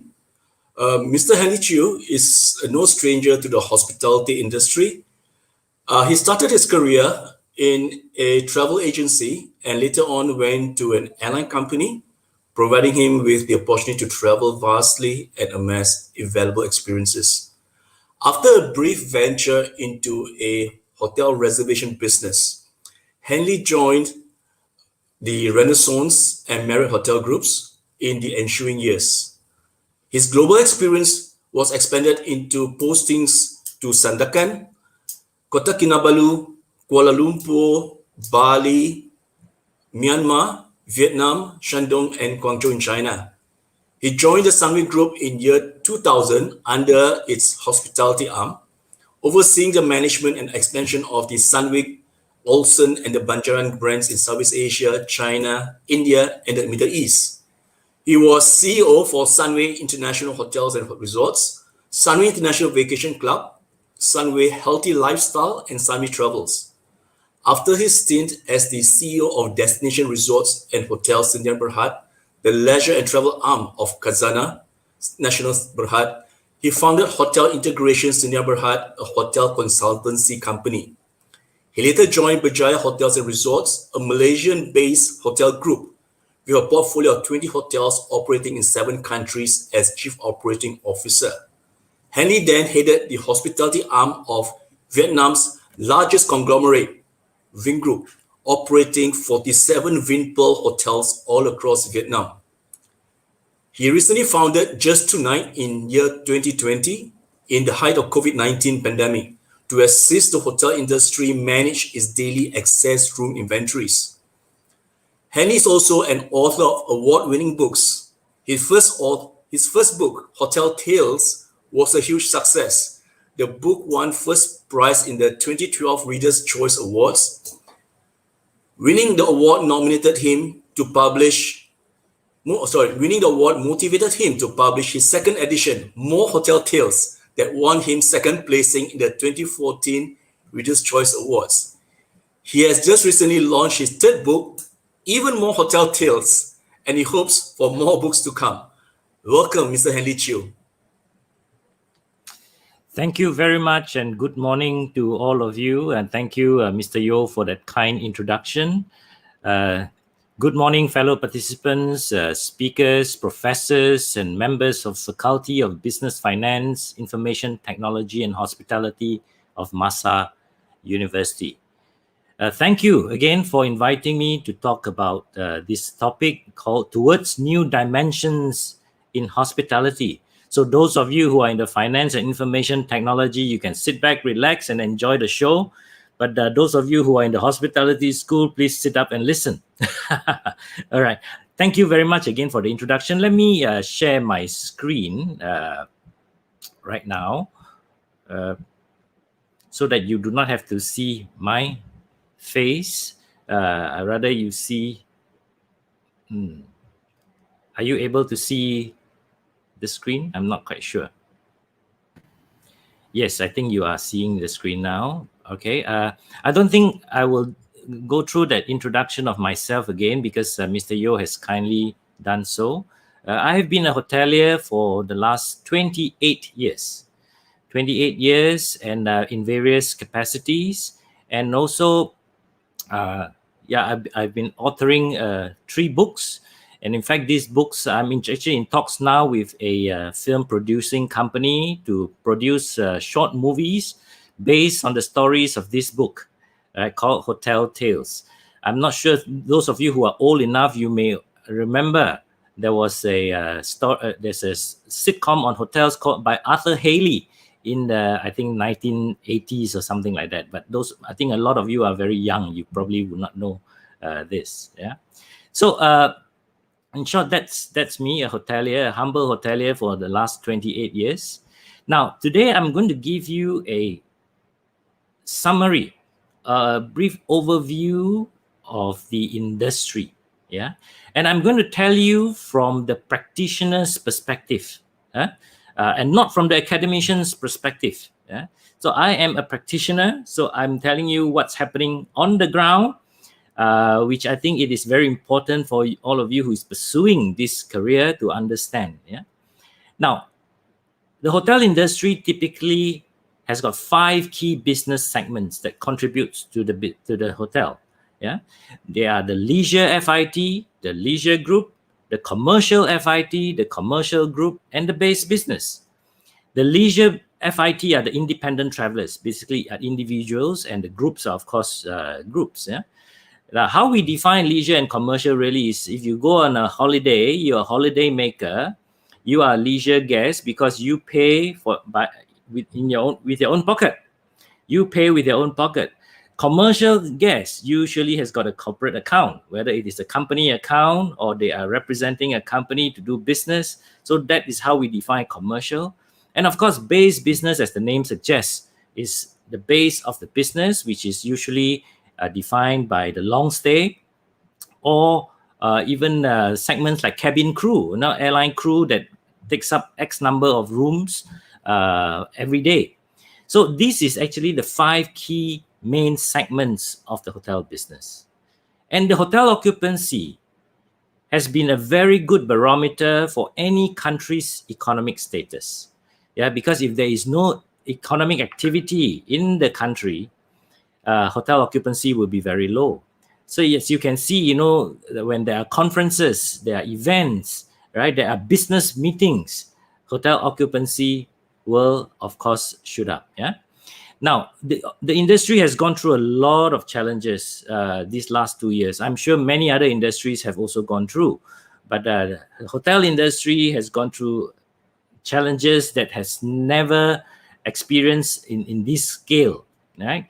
While it is used to dealing with disruptions, we have had disruptions before in the past, but it is really never on this scale. So therefore, drastic measures have to be taken for hotels in order to survive. Yeah. In the past, whenever I give talks in seminars or webinars, now we call it, we always talk about the topic of revenue maximization. All right. How we maximize revenue for each organization. But today, this topic is not really relevant now. A lot of organizations are talking about how to cost manage, how to cost cut. That is probably the only available option at this moment as we speak here. So really, this is indeed a wake-up call for many hoteliers, whether they are owners or management companies. They must change the way they operate in order to move past this COVID-19 situation. Now, let me give you a summary of the hotel environment in Malaysia today. Yeah, I understand that there are some of you from overseas, but let me give you an environment of the Malaysian hotel scene. Yeah, we read in the newspapers every day that hotels are closing down one after another. Okay, to date, there are 120 hotels that is either permanently closed or temporarily closed. But at least there are, out of the 120, 20 are definitely permanently closed. Now in 2020, remember COVID started around the February-March time. Yeah, the industry lost 6.5 billion in rooms revenue. Now, in this time and age, we actually use the word billion very loosely without really understanding the amount. Okay, because billion is so, widely and so regularly used now. 6 billion really is 6,000 million. That's how much 6 billion is, right? So the industry lost 6.5 billion in 2020, and with an estimated loss of 300 million every 2 weeks of lockdown. Every time the government announces a 2-week lockdown, the industry straight away will lose 300 million. And hotel occupancy in Malaysia for 2020 stands less than 20%. Now, this is really a shame because 2020, if you can remember, is supposed to be a Visit Malaysia year. Tourism Malaysia have spent millions through its promotional channels to bring holiday makers to Malaysia. And what about 2021, this year?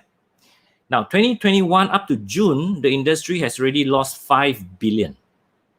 So for the next half year, the loss will be actually about the same or more. Yeah. So this year's losses will be more significant than last year. Now, the hotel industry employs 3.6 million people, and many have lost their jobs today. So it is understandable for hotel owners to take drastic decisions due to financial constraints. But I believe all hope is not lost if we can do a complete reset of the hotels to align with the new dynamics of this industry. Many say this is reset time, but let's not misconstrue this and think of reset as getting back to the time before COVID. Now, we must reset our hotels to become better than before, to evolve and to revolutionize. So this MCO period or this lockdown period is really a time for resetting, to look at things with a fresh pair of eyes and a still mind. Now, are hoteliers ready to change?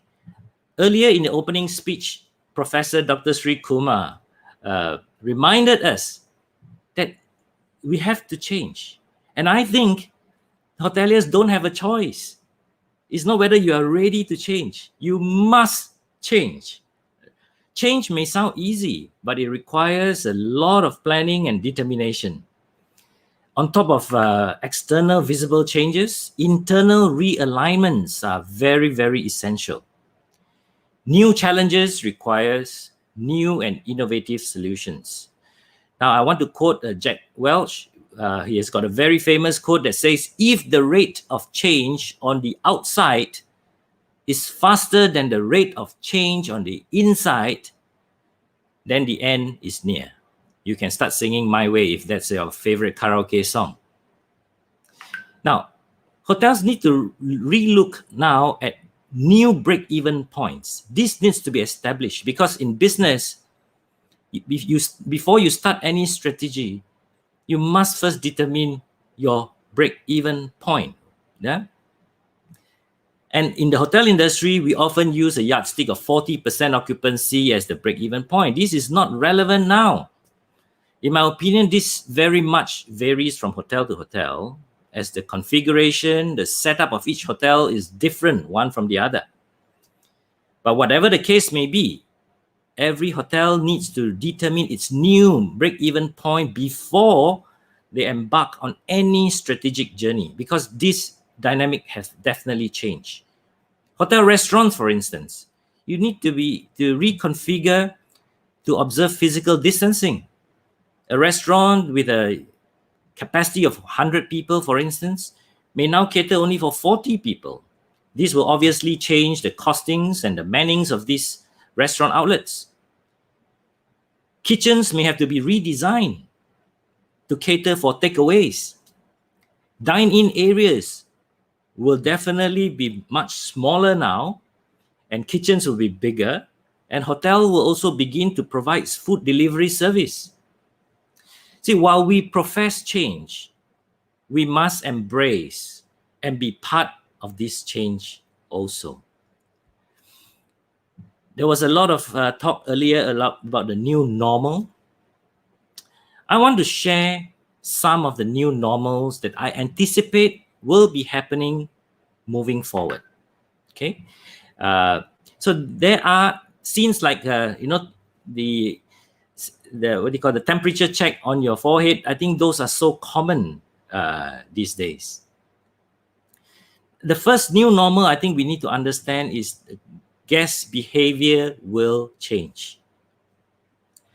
In the past, it has always been guest-focused approach to hospitality. You know, this means that hotel will always aim to provide good service. Now, as a hotelier myself, I do not like the word service. To me, service is a bad word because we can never define what is a good service. What is good for me is not good enough for you. What is good enough for you may not be good enough for another person. So we can never define what is a good service because it is so subjective. We often train our staff to listen and stay close to our customers and listen to their needs and adapt to their needs accordingly, right? While this is not wrong, we must continue to strive to give good service. But in the post-COVID era, these needs will evolve significantly. Studies have shown that guests are now much more sensitive to a new kind of travel, with emphasis placed on sustainability and contribution to local economy. While service is important, sustainability and contribution to local economy will be the new kind of things that the travelers are looking for. Business travelers who were a lot of hotels' bread and butter business are likely to travel less, if at all. Now, what's the new size of business meetings? For instance, those hotels that has got the huge meeting spaces. What do you do with the ballroom? What is the new size of business meetings? Now, I believe a hybrid model is going to start appearing in the market, where you're going to do half online, half physical. So hybrid models are going to happen. So are hotels ready to cope with such models? Now, all these changes in travel behavior will have a massive and lasting impact on hotel designs and setup. And in order to meet these new expectations, hotels need to achieve a deep understanding of their guests, from who they are and what they want. Now, we must remember, for all of us in the hospitality industry, hospitality is served from the heart, and our guests can feel it. We cannot operate hotels using only SOPs. Now, this SOP is a term that we are all too familiar now, right? Standard operating procedures. Many hotels till today, as I see it, place too much emphasis on standard operating procedures or SOPs that they fail to allow their staff to exhibit their natural self and interactive gestures. Yes, they should be guided, but not restricted. Standard phrases like, "How was your flight, sir?" and "Have a good day, ma'am." These are all common in training materials. However, our staffs are not well equipped and trained to be empathetic and to answer negative reactions to such phrases. As a result, if the conversation does not go as planned, it will always end up quite awkwardly. I challenge you, the next time you check into a hotel, and I'm sure you have experienced people telling you, "Have a good day," or "Do you have a good flight? How was your trip?" Being kind and being polite, we usually would say, yeah, and just to cut the conversation short. But if you were to give a very negative reaction to that question and say, "I had a terrible flight, I had bad experience," you will be surprised to see that the hotel staff is not trained to handle such negative exchanges. Now, very ironically, while AI, artificial intelligence, seek to make robots more human, we, the hoteliers, are training our staff to be more robotic with our SOPs, to do this and that, yeah? The service industry, especially hotels, must allow more natural and empathetic exchanges between humans. Now, many would agree that the service standards in Malaysian hotels are still far beyond desirable. Many companies are reluctant to give training due to very high staff turnover. But we must see training as a requirement for retention and improvement. not only skills training, but on EQ training on how to read a guest. You know, there are some guests who likes to be spoken to. Then by all means, please talk to that guest. But there are some guests who wants to be left alone. So please leave them alone. There are some guests who wants you to carry their bag. So please carry their bag. And some would not want you to touch their bags. So please don't. So how do you write SOPs based on this? You got to teach them how to read a guest and exercise a lot of EQ. When we talk about training, for instance, I do not blame Malaysian hotels, because if some of you are from Johor, and Johor is a very good example because it is south of Malaysia, the hotel staff turnover there is as high as 50 to 55% per year. And this is before COVID. This is pre-COVID numbers. Now, these hotels are regarded as training centers for our neighboring country hotels, right? Because they train them and they go. If you hire 100 people beginning of the year, at the end of the year, you're left with 50. So the hotels say, I'm not going to train them anymore. As long as they have got the pair of hands and the legs, they can come and work with me. So that is how serious it is, the situation. Yeah. And I'm sure now with this pandemic, with this COVID, this situation is not getting any better.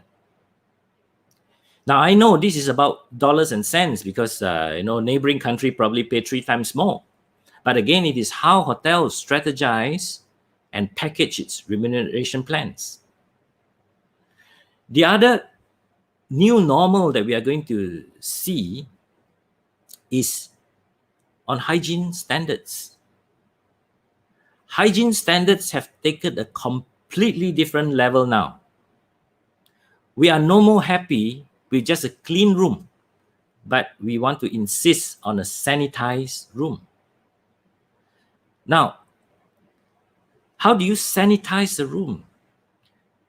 I have personally seen so many hotels doing different versions of sanitization.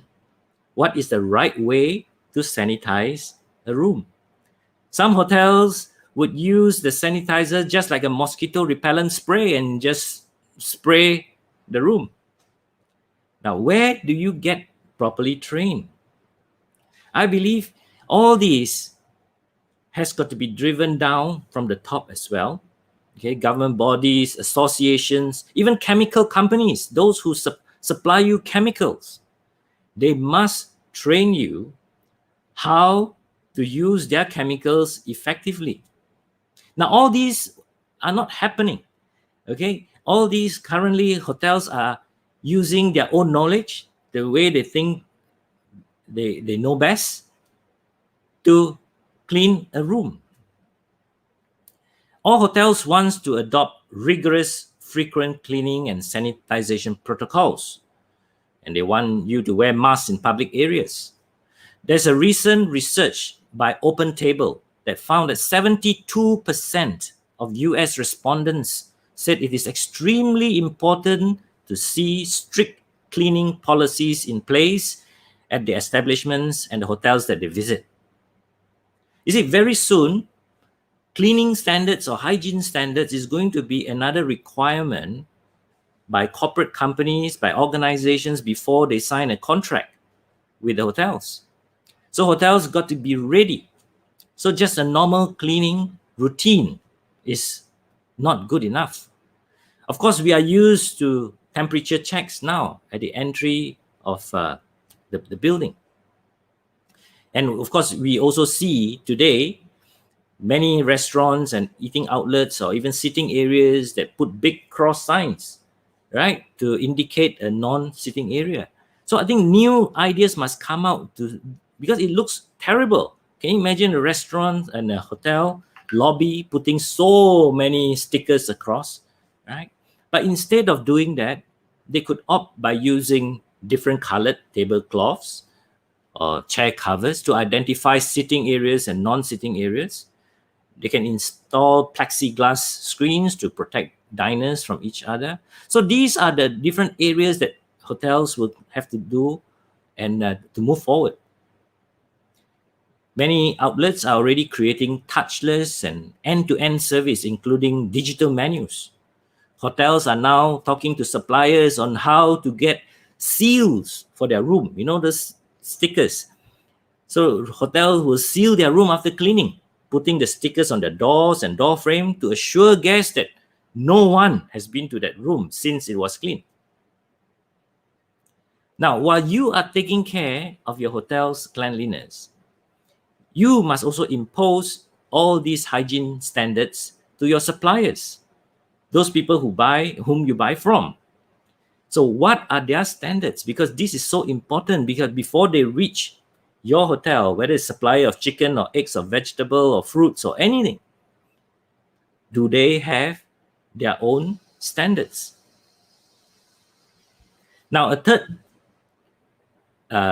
new normal, which we will see or are starting to already see, is digitization. Do you know that during this period, this last 1 year or so, it is very, very difficult or very hard to find software programmers in the market now. Whether you're a junior, you're a senior programmer, it is very difficult to find because they are really in demand. So your IT school of IT is producing all these software engineers. Congratulations. Because every other company is trying to digitize their operations somehow, whether in a big way or in a small way. Okay? Now, even talking to you right now, it is actually very odd. I'm used to talking to a large crowd where I can see reactions, I can hear laughter, I can see people nodding off. But now I'm actually talking to my screen. How many people watching? I have no clue, right? What is your reaction? I have no clue. Are you sleeping while listening? Are you listening in bed? I have no clue. So it has all changed. Now today, in an organization, in a hotel, if you do not even have a website, you don't even exist. You're gone. Now, this era of digitization has totally changed our behavior. It has made our handphone our closest companion. I'm sure all of you are just very much like me. We can't be parting very far away from our handphone because we do everything through the phone. Whether it is to tell the time, whether it is to check the schedule, whether it is to use the torchlight, whether it's to look at direction, whether it's to order food, whether it's to look yourself in the mirror, because there is a very good mirror app that is so mirror-like. So everything is done through our handphone. So the last thing you want to lose is your handphone. You lose a passport, you can actually go and report. You lose your handphone, you lose a lot of things. Now, for hotels need to diversify their online service through multiple channels, through their websites, through OTA or online travel agents, right? And website designs must be optimized. A lot of people have their website and they do not maintain it. There are big companies, I'm telling you, really big companies that you can see their website last update was 2015, 2012. And these are very, very common. Now invest in also social media and content production management, because this is very, very key now to the success of the hotel. Work on your SEO, your search engine optimization, to drive traffic to your site. Now, today there are so many platforms available. Today we are using StreamYard. First time I'm hearing this, and it's completely new to me. Right? We have been introduced to Zoom, to Google Meet, to Blue Jeans, Same Page, Microsoft Teams. Some universities are using ClassIn. My son told me the other day there's such a thing called Kumo Space when you want to do interaction. Now, so many platforms are available. Okay. It is very lonely to do this, because before I came on, I was put on the backstage. And at the backstage, I was alone. I'm not sure who else was at the backstage, right? So, but these are all the benefits and the features of all these platforms. Now, on hotels will have to invest on facial recognition and contactless check-in, because this is definitely going to be the new norm. And also look out for innovative technology born out of this pandemic, just like this new company that I formed last year called Just Tonight. This is actually born during the pandemic, because during this pandemic, I saw a great gap in the industry. Just Tonight is unlike any other online travel agents, because Just Tonight only focus on distress inventory of the day. That means you can only book today for tonight. You cannot book in advance just like any other ones. But of course, in order to do that, you're actually getting a very, very good rate. Okay? As I said, the travel patterns have changed, dynamics have changed, staycation, workation, daycation. Now, these are all the new buzzwords now that is in the industry. Now, next, I wanted to talk about is the new normal you'll see in the hotels is the lean structure. Pay cuts, layoffs, these are inevitable. These are already on the drawing board, because there will come a time when personal emotions have to be set aside for the sake of the commercial viability, because without the company, there will be no jobs anyway. I have not heard of one hotel that has not laid off any staff or have a pay cut. Some have got pay cut as high as 70%. Yeah. But whatever it is, the pillars of each department of the hotel must be identified and preserved. What I see today, sadly, is that a lot of hotels are releasing the wrong group of people. They are releasing the senior ones simply because they are more expensive, leaving the rank and file or the staff in the hotel.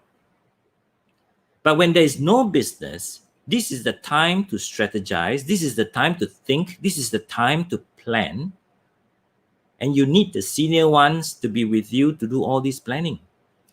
And as we speak now, many hotels are left with a lot of junior staff without a head and not knowing what to do because there's no bosses there. Right? So who to release, who to retain during situations like that is very, very critical. One such pillar of opportunity is, of course, for hoteliers to pursue further academic qualifications. Now, this is a good way to earn employee loyalty and also a good retention strategy to contractually bind some of these employees. Now, I'm not sure if there are many full online hospitality courses in the market. Mr. Yo probably would know it better than I do. Okay? Because hospitality, I understand. You need hands-on. You need to work in the kitchen. You need to practice in the housekeeping. You need front office experience. You need that kind of setup. But there is one group of people, which is the current employees of hotels, that organizations such as MAHSA can actually approach and target. These people have practical experience, but they do not have any academic qualifications. And there are many of them. Okay. So if you can reach out to them, they do not need that practical experience. They have the experience on their job.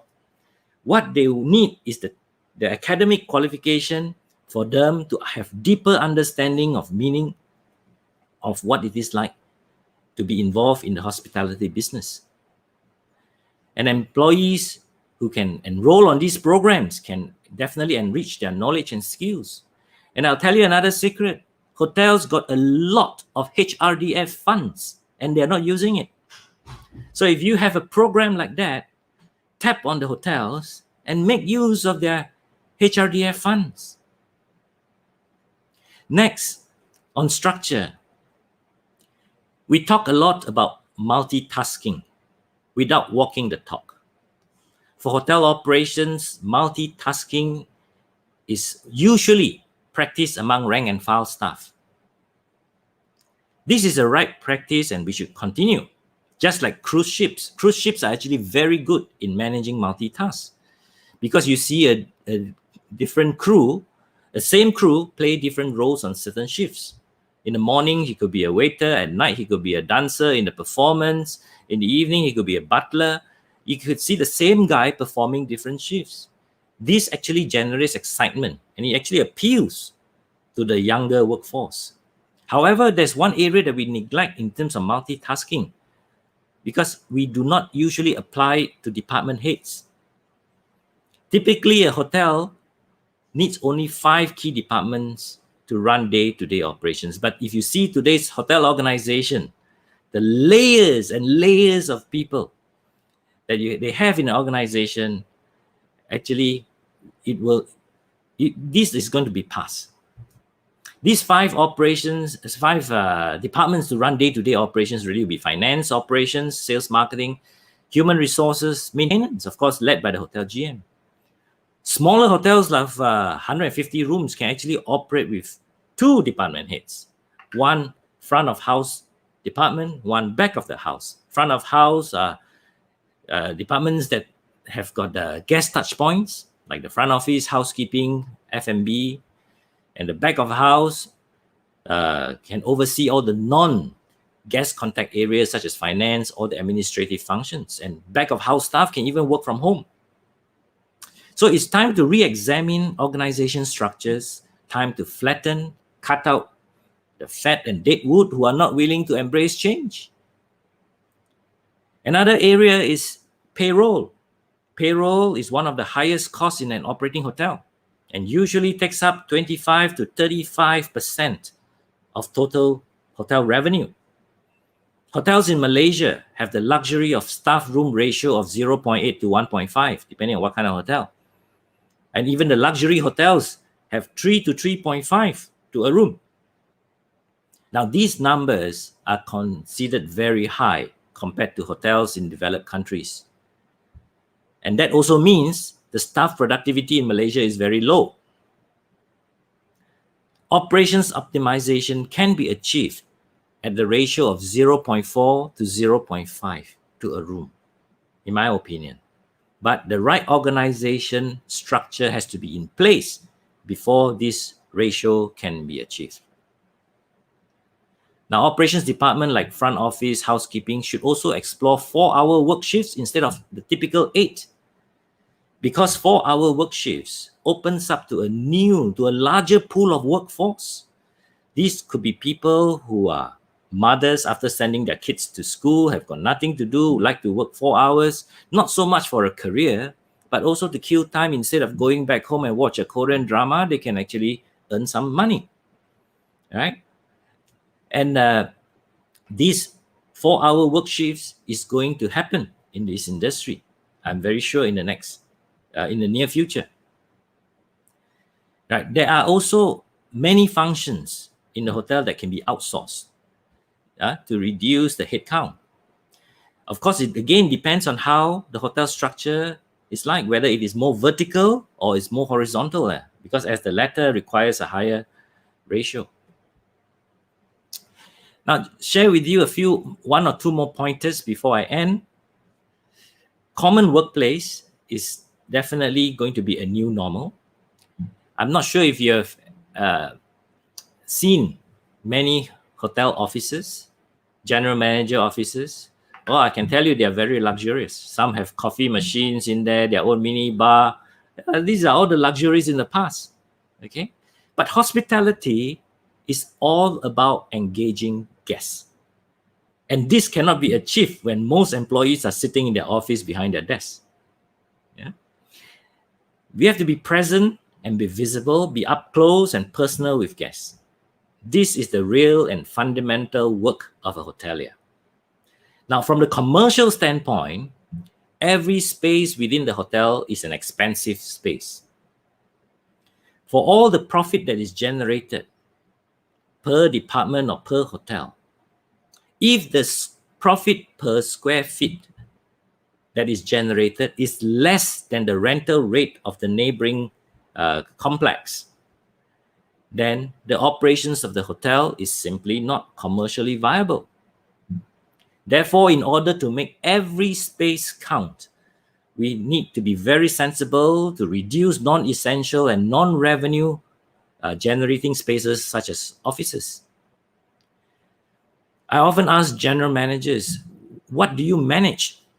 Most people will tell me, oh, I'm running a 400-room hotel. I'm running a 600-room hotel. I say, no, what are you managing? And they will repeat the same answer. Nobody will tell me I am running a 1.5 million square feet of space. Because every square feet of built-up space is an investment cost. And for every built-up space, there must be a return of investment. So it's not how many rooms that you're managing, I'm asking. It's how much space are you managing. Working environments have also evolved, and the latest trend of having co-working space. Now, this is so common now, right? So no more personal spaces. You can provide hot desks and communal spaces such as pantry that will encourage interactivity and socializing. Now, employee engagement can also be enhanced this way. The working place must be a lot of fun now. The working environment is now a huge pull factor for all this millennial workforce that is coming into the market, which is going to make up 75% of our workforce in the next 5 years. And if we are not catering to this group of people, we are not going to be able to hire them. One last point that I will make, because I'm looking at the time, is on distribution, network, and revenue management. Now, distribution is a very important part of reaching clients. And if we are not participating in any distribution channels, then you are losing out. Companies in the likes of Agoda, Booking.com and all, they have done a fantastic job to help, especially independent standalone hotels, to reach customers that they cannot get. Some hotels have the idea and think that they can do better and say that I do not need them, I can do it ourselves. I'm afraid to tell you you're wrong, because they have grown so big. Just to give you an example, Booking.com's marketing budget in 2018, 2019, before COVID, is $4 billion US. $4 billion US marketing budget. In 2020, during the COVID, they have reduced that by half, $2 billion US. Can you match that? Can you reach people that they can reach? You obviously need to pay them the commission if they generate bookings for you. So you need them. So distribution via online travel agents or OTA is essential, especially so for standalone hotels. For the chain hotels, they may have their own distribution channels. I also understand that OTAs are getting very expensive and very complicated with their multi-tier rate plans and discounts. Anyway, there are so many more new and smaller online travel agent alternatives that is available now, and hotels should explore these options actively. Of course, revenue management. As I said earlier in my address, there's not much revenue to manage now, but revenue management is nevertheless still a very, very important discipline. Yeah, and it is highly technical and has a very sophisticated function. And there are so many systems to help hotels now manage revenue and to get the profit maximization and correct yielding. Now, hotels who cannot afford such system, you can actually outsource this. You can outsource to companies that can actually produce the revenue management reports for you to help you make decisions on what to do. So these are some of the things that I would share with you that is going to happen in the new norm. And I want to thank you for inviting me. Thank you for allowing me to share my thoughts on what I think the few new norms is going to look like. Thank you very much. In fact, Mr. Hanley Chu, we would like to thank you so much for this extremely informative and current information that you have shared with us with regards to the current situation of the industry of tourism in the days of COVID. Thank you so much for that. And for this, I would like to call upon Associate Professor Dr. Siriak Nelikunal Devasia, the Dean of the Faculty, to award your good self with the e-certificate as a token of appreciation. Thank you, Tara. And thank you, Mr. Hanley. I was keenly listening to your talk, and it was really, an eye-opener for a professional who is not associated with, this particular industry. And may I ask you one question on behalf of all the audience? Probably everyone has this question in mind. Me too. Yes. The hotel industry is at crossroads. I see the list of hotels being closed down, even some of the prominent ones, the landmarks in KL, some hotels are being closed down. And forget about the smaller ones. I'm talking about the bigger ones. Okay. And we see the travel restrictions are going to stay. The pandemic is going to be here for at least 1 or 2 years. We don't know how long. So is there any kind of quick fix solution to hotels and to travel industry where they can, come out, they can actually beat this COVID-19 through any kind of mechanism or method? Yeah. Thank you very much, Doctor, for the question. I think this is a very, very interesting question, interesting times. As I mentioned, to date, the 120 hotels have closed. Right? And these are registered hotels through associations. Those who do not join associations, I do not know how many. But these are from association numbers. 120 have closed, either permanently or temporarily. Right? And at least 20 are permanently closed. And this is why I cannot emphasize enough that hotels need to completely change their structure. Okay? Hotels need to look at new ways of doing business, right? New definition of break-even points. Ballroom sizes you have to relook. Maybe your big ballroom that can sit 2,000-3,000 may not be very relevant now, because with these hybrid things that may come on board. Okay, so it's still an area that a lot of hotels are exploring.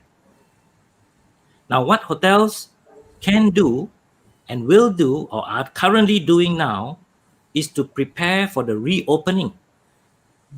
We are anticipating the reopening will be in about October. Now, when that happens, there's going to be a surge in business.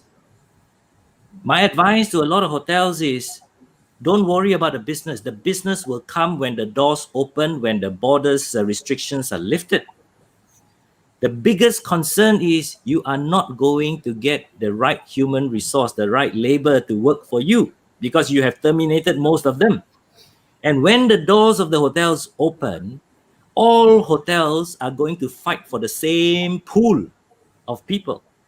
And if you do not have a clear strategy of who you want to hire, or you are going to lose out. So you are going to see, I anticipate to see, sadly, I'm not proud of this, that the services from the hotel is going to go down in the near future.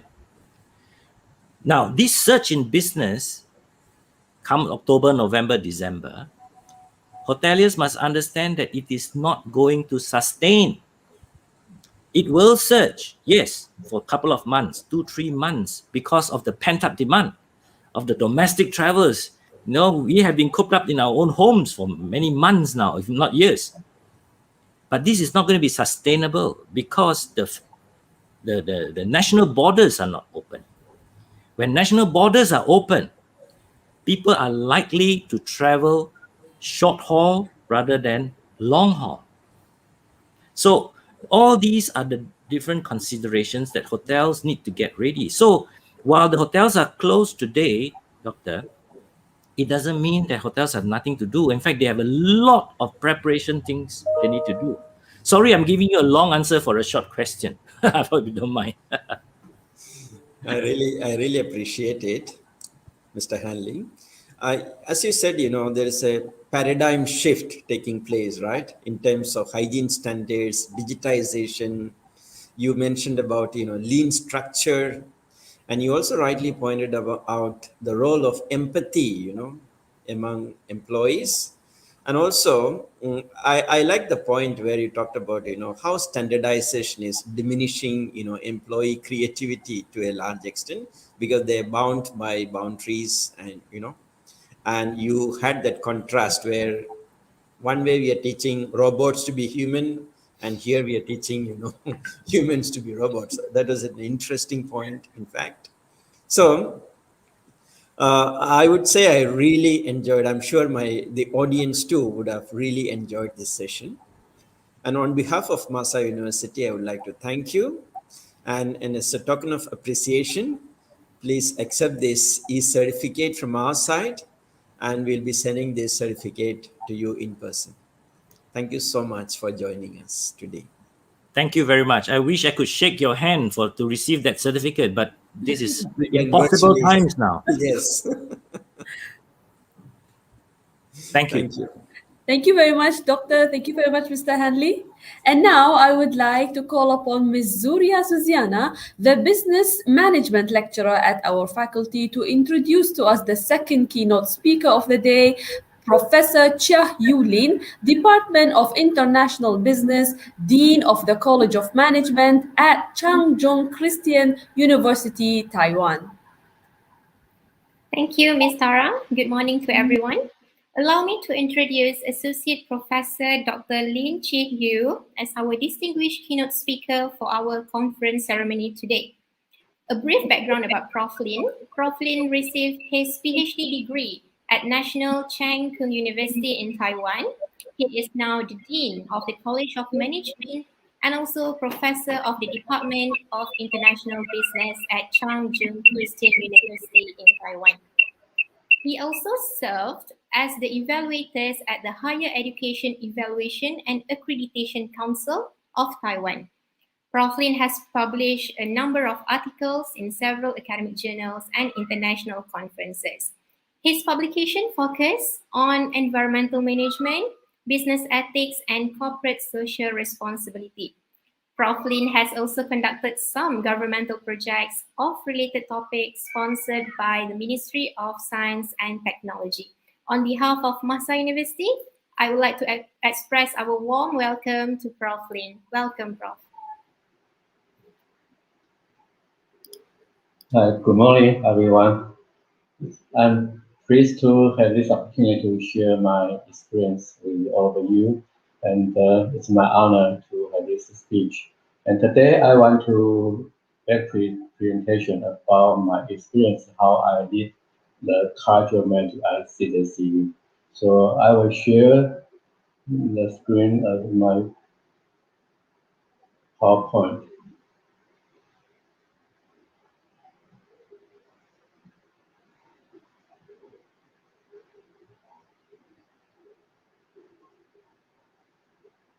So can anyone see my slide? Is it okay? Yes, we can see.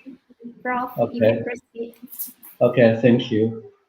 So today, my presentation is to talking about the leadership in business schools, and I will take a case in Taiwan. That is, I will take my college as a case, and I will tell you how share the experience of mine to how I did our college. And I come from the Changzhou Christian University in Taiwan, and it's located in the southern part of Taiwan. Okay. And before my presentation, maybe I will make brief introduction about leadership. I expect that all of you maybe have many ideas about leadership and then something about leadership. So I just only give a brief review about leadership. So actually, I think that leadership is very important because without a fair leadership, all the members in an organization we often quickly degenerate into argument and conflict. Because in organization, that means we have one goal and we want to achieve our mission. And if we do not have good leadership, all the members in the organization will be conflict among each other because that everybody have his own mind and his own view on something. So everybody will each see things in different ways and lean toward different solutions.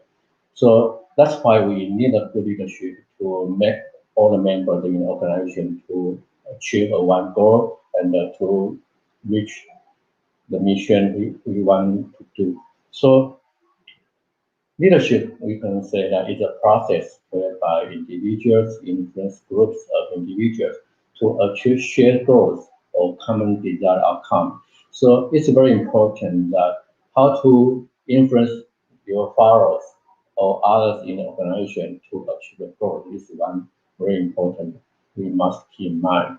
And the other is that how to achieve a shared goal is also very important for good leadership because that just what I mentioned that everybody has his own view on something and maybe someone want to achieve some goal that may be benefit to himself or herself and how to make a shared goal is also very important in leadership.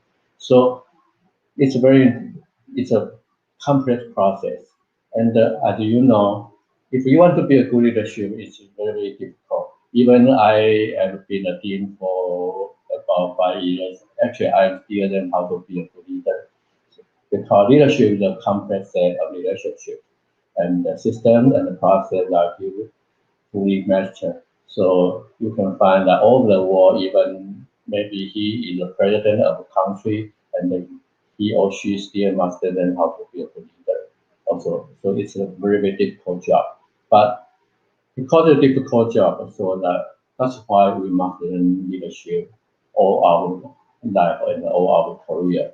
And in academic field, you can find that many scholars have proposed a variety of leadership theory. You can find that maybe someone say authoritarian democratic leadership, or you can find that transaction leadership, authentic leadership, or transformative leadership, and spiritual leadership, or charismatic leadership, or servant leadership, and ethical leadership, and others. And actually, that is based on the theory. And in practical, how to utilize this theory in real situation is very, very important. And everyone has his preferred leadership theory. For example, actually based on me, and maybe I will prefer to use the transformation leadership because in the college and I cannot do anything or do any transaction between my faculty and me. And all I have to do is how to transform them and to reach the goal of our college. So, but this is based on the situation in my college. And if you in your college or in your company, and actually you can use the suitable leadership theory based on yourself. So you can find that there are many leadership theory in the literature. And if you are interested in this, then you can find through Google or any database. And today I want to share the leadership in business schools in Taiwan. So before I share my experience, I want to share some features of business schools in Taiwan. And actually, the primary challenges for most of the business schools in Taiwan, as you know, the first one is the decreasing birth rate in Taiwan. This is I think that this is widely known all over world. The birth rate in Taiwan is ranking very, very low in all over the world. And we have decreasing population in Taiwan. This means that we have decreasing student numbers, and so a very, very big challenge for all universities in Taiwan, even the business school, that how to recruit more how to recruit students when the student number decrease. And that is very important for all the business school in Taiwan, because when the student number decrease, that means that we have less tuition fee to support the operation of the business school and the university. This is very important. And the second one, for most business school in Taiwan, that means the internalization pressure. And you know that Taiwan is a very small country. So, and if we want to recruit more students, that means that international market is very, very important for us. So that means that we must have pressure to make our business school become internationalization. It's very, very important. So in Taiwan, that even the government also want to make Taiwan become an international country. So recently, the government have proposed a policy. We say that the bilingual policy. This means that in Taiwan, we want, in addition to the Mandarin language, we also want to make English as the official language in Taiwan. So why the government want to do this? Because we want to make our country and all the university to become international. Okay, this is the second challenge for all business schools. And the third one is that in Taiwan, many people expect that university must have social responsibility. They expect that university must express their social responsibility to the country, to the society, to the people. So that's for many business schools that we want to improve our social impact on the society. That's very important. So how to make our faculty members and how to make our business schools to be social responsibility is very important in Taiwan. And finally, you know that because the information and the networking technology and even the 5G or digital transformation and the cloud computing. So digital evolution is very important for education in business schools. So in Taiwan, actually I think that is also similar to other countries. The business school in other countries, I think that maybe in Malaysia, maybe also have similar challenges. But in Taiwan, that we have, for our business schools, we have such kind of challenges. So how to face this challenge, we must think about the stakeholders of the business schools. And in Taiwan, we have business schools, our stakeholders, including the students, because we can say that students can be our customers, and maybe also students may be our products, because we educate these students, and all these students will go to the workplace and contribute what they learn in university, in business school. So they also be our products for the society. Okay, so students are very important stakeholders for all of us. And the second one, the parents and students are also very important stakeholders for many business schools and the university in Taiwan, because when every time we discuss interview with the students, and when we ask why they want to study in our business school, why they want to choose our university, sometimes they will say that the parents expect that they can learn something in the university or business school. So, and sometimes when the students come to our business school or our university, actually the parents also want to know what they learn in our business school or in our university. So actually, parents also are very important stakeholders. Although although those students they are actually they are more than 18 years old or 20 years old. They should be not a children or not a kid. Actually, that in Taiwan, that many parents see their kids, even they are married, they also want to know what they do, and so the parents are very important stakeholders of business.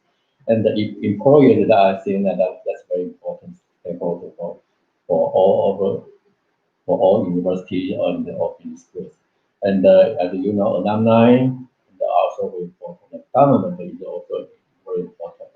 Actually, in Taiwan, even for a private school, the government also addressed many regulation on our operation, even for our private university. And they also provide some financial support for private schools. So all the private schools must follow the government the regulation provided the Ministry of Education and also some others. And the society is also important.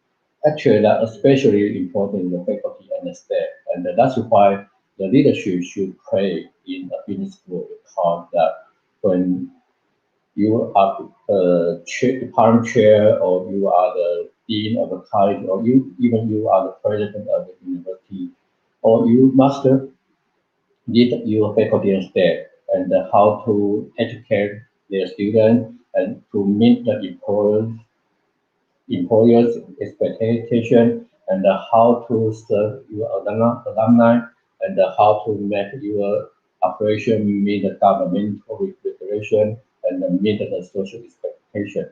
All of this focus on the faculty and the staff. So that in the university or in a business school, faculty and staff are very important. So we must think about that before we want to lead the faculty members in Taiwan. We must think about that what the features, because you know that in different countries the faculty members in the university maybe have different regulation. But in Taiwan, that we first think about that all of these faculty members, they are high educated professionals, because in Taiwan we ask our faculty members must have PhD degree program, PhD degrees. So when you know that a high educated profession, most of them have their own ideas and have their own goals and their views. So if you want to lead these people, it's maybe a difficult job. Okay. And the second one is that all our faculty members are protected by governmental regulation. This means that in Taiwan, if you are a professor or even a assistant professor or a social professor in Taiwan, if we want to fire a faculty member, it's a very, very difficult job unless you are criminal or you do something wrong, very, very serious. So actually, like in Taiwan, and when you come to a university and you teach in university, actually, that you will be a tenure professor, tenure assistant professor. We cannot fire you easily. So so all these are protected by the governmental regulation. So this means that if you want to push this faculty member to do something, you actually you have no stakes to push them. Okay, so you must think about how to lead them. It's also a very difficult job. And in Taiwan, like we ask each faculty member, each professor or anyone, you have three duties. You must teach him, and you must do research, and you must do service to the university. It's very important. And based on our faculty evaluation, and we must evaluate each faculty member based on your teaching performance, your research performance, and your service performance for the university, even for the society. So Actually, even we use the faculty evaluation, and even the faculty do not satisfy or do not meet our regulation. Actually, we are still cannot fire the faculty member easily. Okay, so I just want to mention that in Taiwan, we have very tough protection for our all faculty members because of governmental regulation, and each one are high educated professional. So maybe it's not an easy task to lead these faculty members. So how to lead these faculty members maybe it's a big challenge for most leader in business school. That means that if you are departmental chair, or if just like me, I'm the dean, and how to lead this faculty member is not an easy job. And I start to think about how to use the leadership theory I have learned, and how to utilize how to lead these faculty members. So today I will want to share one experience how I did in our college. So how do I lead the COM, the cultural management at China Christian University CDCU, to achieve ACSB accreditation? Because our college has been accredited by a double ACSB this year. So I will share with all of you how I did our college to achieve the ACSB accreditation. So maybe I can introduce how complex our college is. And so I will make a brief introduction of our college. So in our college, we have one PhD program, and this PhD program focuses on the business and operation management. And we have 4 master programs, one MBA and one EMBA and 2 Master of Science. And we have 8 departments and 4 bachelor degree programs, and we have 2 research centers. So you can find that it's a very big college. Actually, that in CJCU, the cultural management is the biggest one in our university, and it also the oldest one because it is the first college that established at CJCU. So it's a very big college. So as I mentioned, we have 8 departments, so you can find that it's very diversified, and we have business administration, international business, accounting and information systems, aviation and maritime transportation management, land management and development, and the finance, and also we have tourism, food and beverage management. So I know that in university you have also have the hospitality. Maybe you can cooperate in the future about this issue. And we also have the innovation education management. And we have 2 research centers. One is the UNIS Social Business Center, and the other is Next Generation Engagement Center. So you can find that in our college we have very diversified, and in our college, we have 82 faculty members. We have more than 24 professors and about 40 associate professors and the other assistant professor. And we have 14 staff to have the operation of each department and the college. And we also have 2,381 students, including 41 PhD students and 111 master students and 2,229 undergraduate students. So it's a very big college. So how to lead such a big college to achieve HSB is very difficult.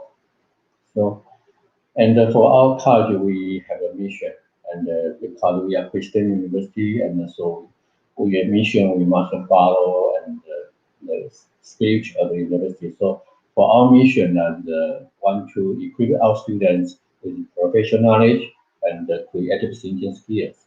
And also we want to nurture them to become more aware, socially responsible, and globally connected. So you can find there are 5 key learning goals for our students and to reach their mission is our mission. And The vision of our college that we want to be a prominent school and to force more students talents with global perspective, and that's our vision. So how to make our lead our faculty members and staff to reach this mission, and vision is a big challenge for the team. And because we have been accredited by HSP, I know maybe in university I don't know whether you have been accredited by HSP. I know some university in Malaysia have been accredited by HSP. So HSP is the Association of Advanced Colleges Schools of Business, and it's a global nonprofit association. It wants to connect educators, students, and business to achieve a common goal. Their goal is to create the next generation of great leaders. So these leaders can be educated through the business schools. This is their mission, their goal.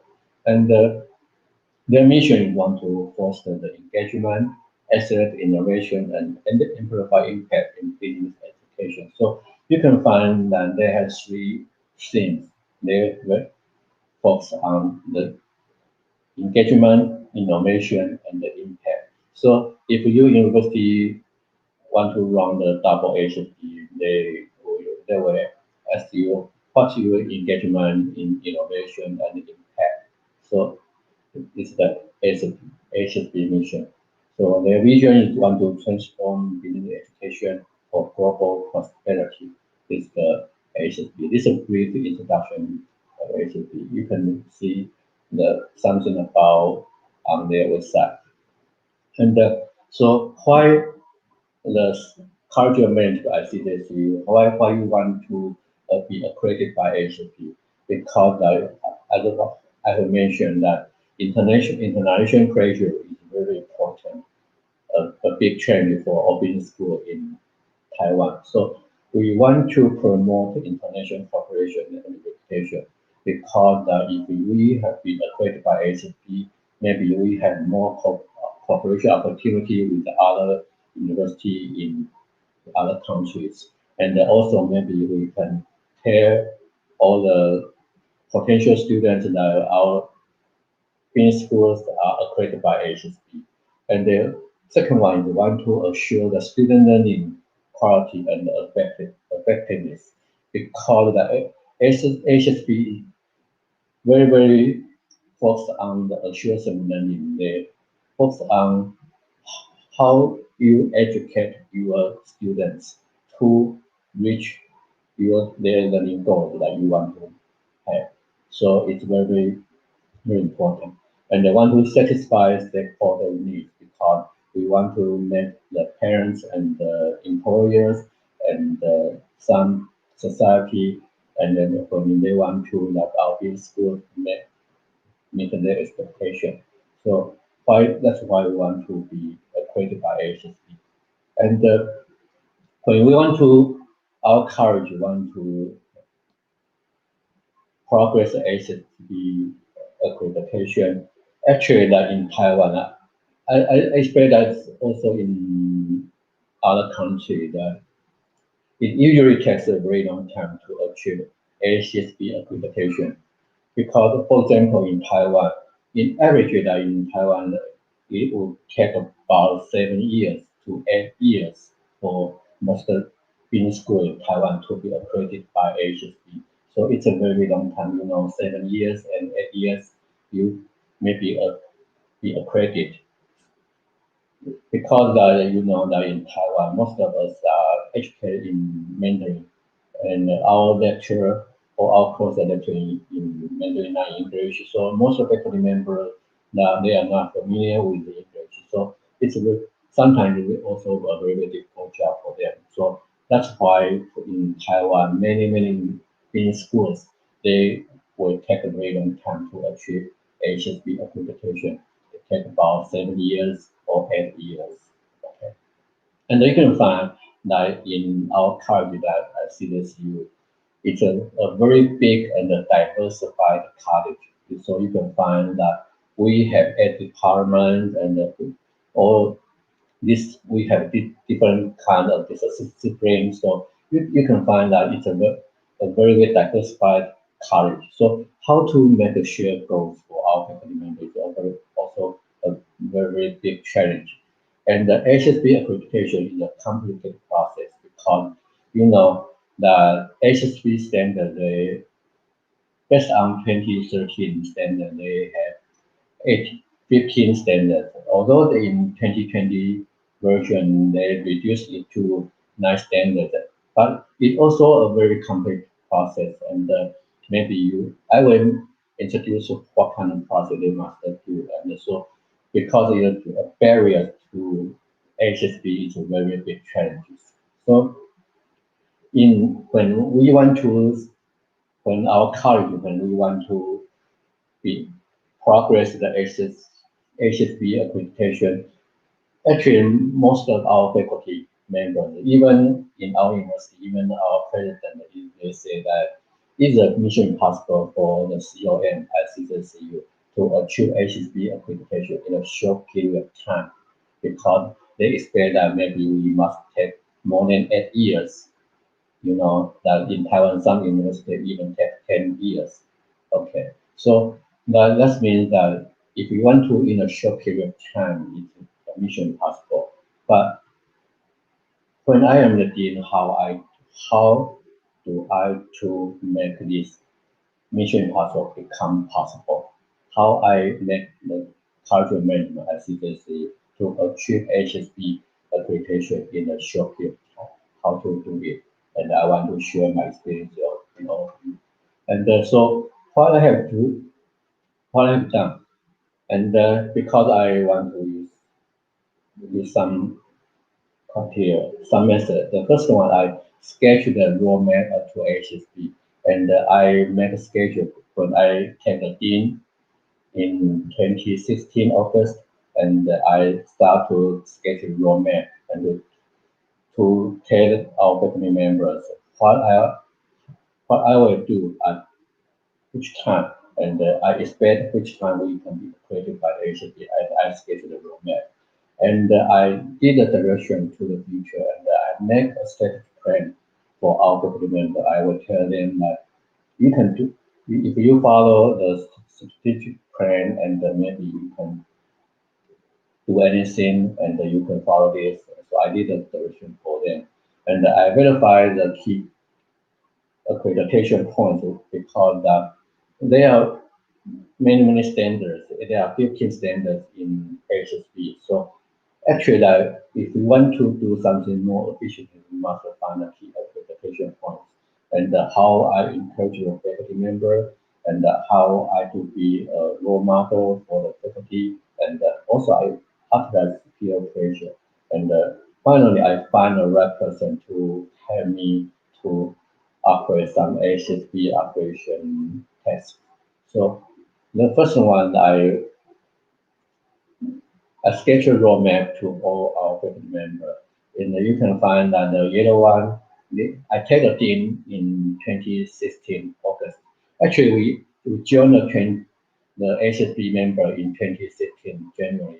And this is the previous dean. And actually, she dropped her dean position, and I take the position in 2016 August.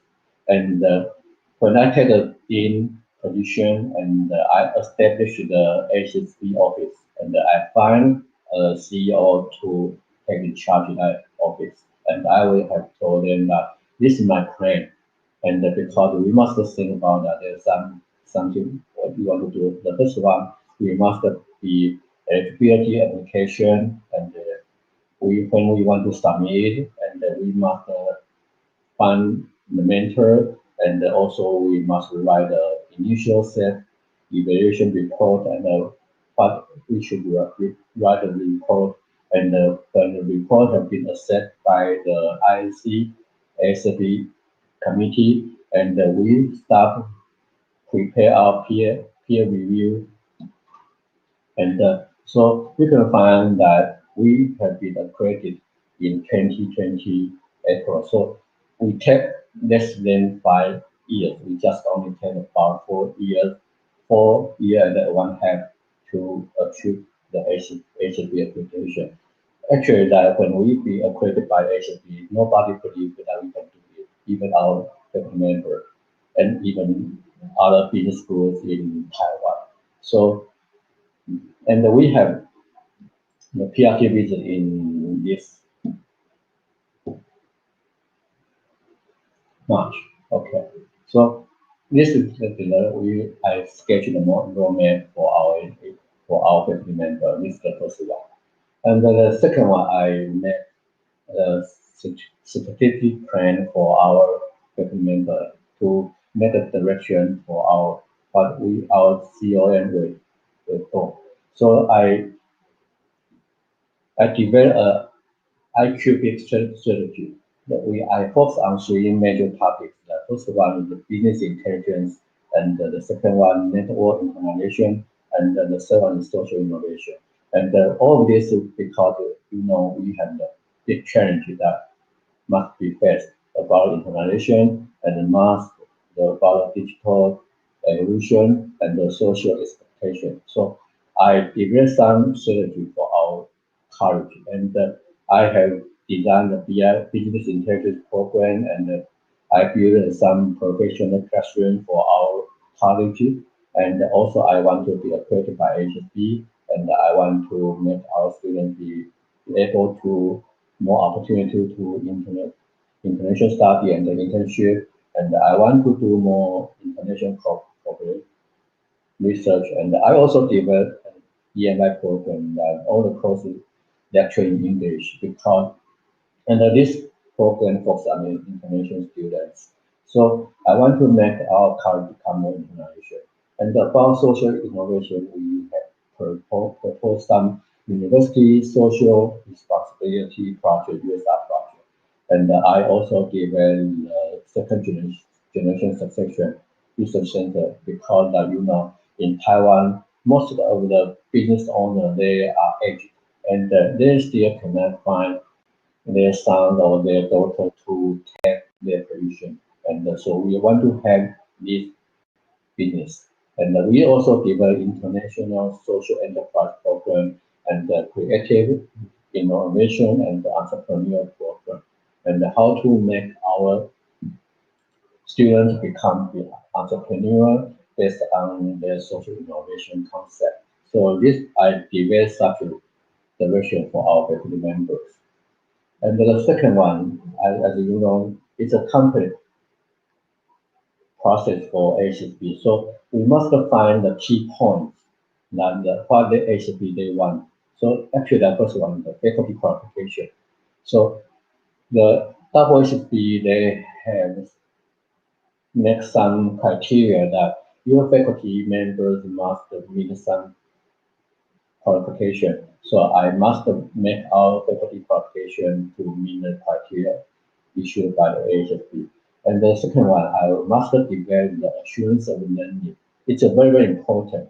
So if in the future, if your university want to run the HSB, maybe the AOL is very, very important, and how to develop a complete AOL system, and how to make our faculty members, they are able to engage in the AOL is very important. And the other is that the innovation and the engagement and the impact. This means that how to design some innovation strategy for your college, how to make your faculty member to engage in this strategy, and how to improve the social impact of your college. So it's very, very important. You can focus on this, try to do something, focus on this.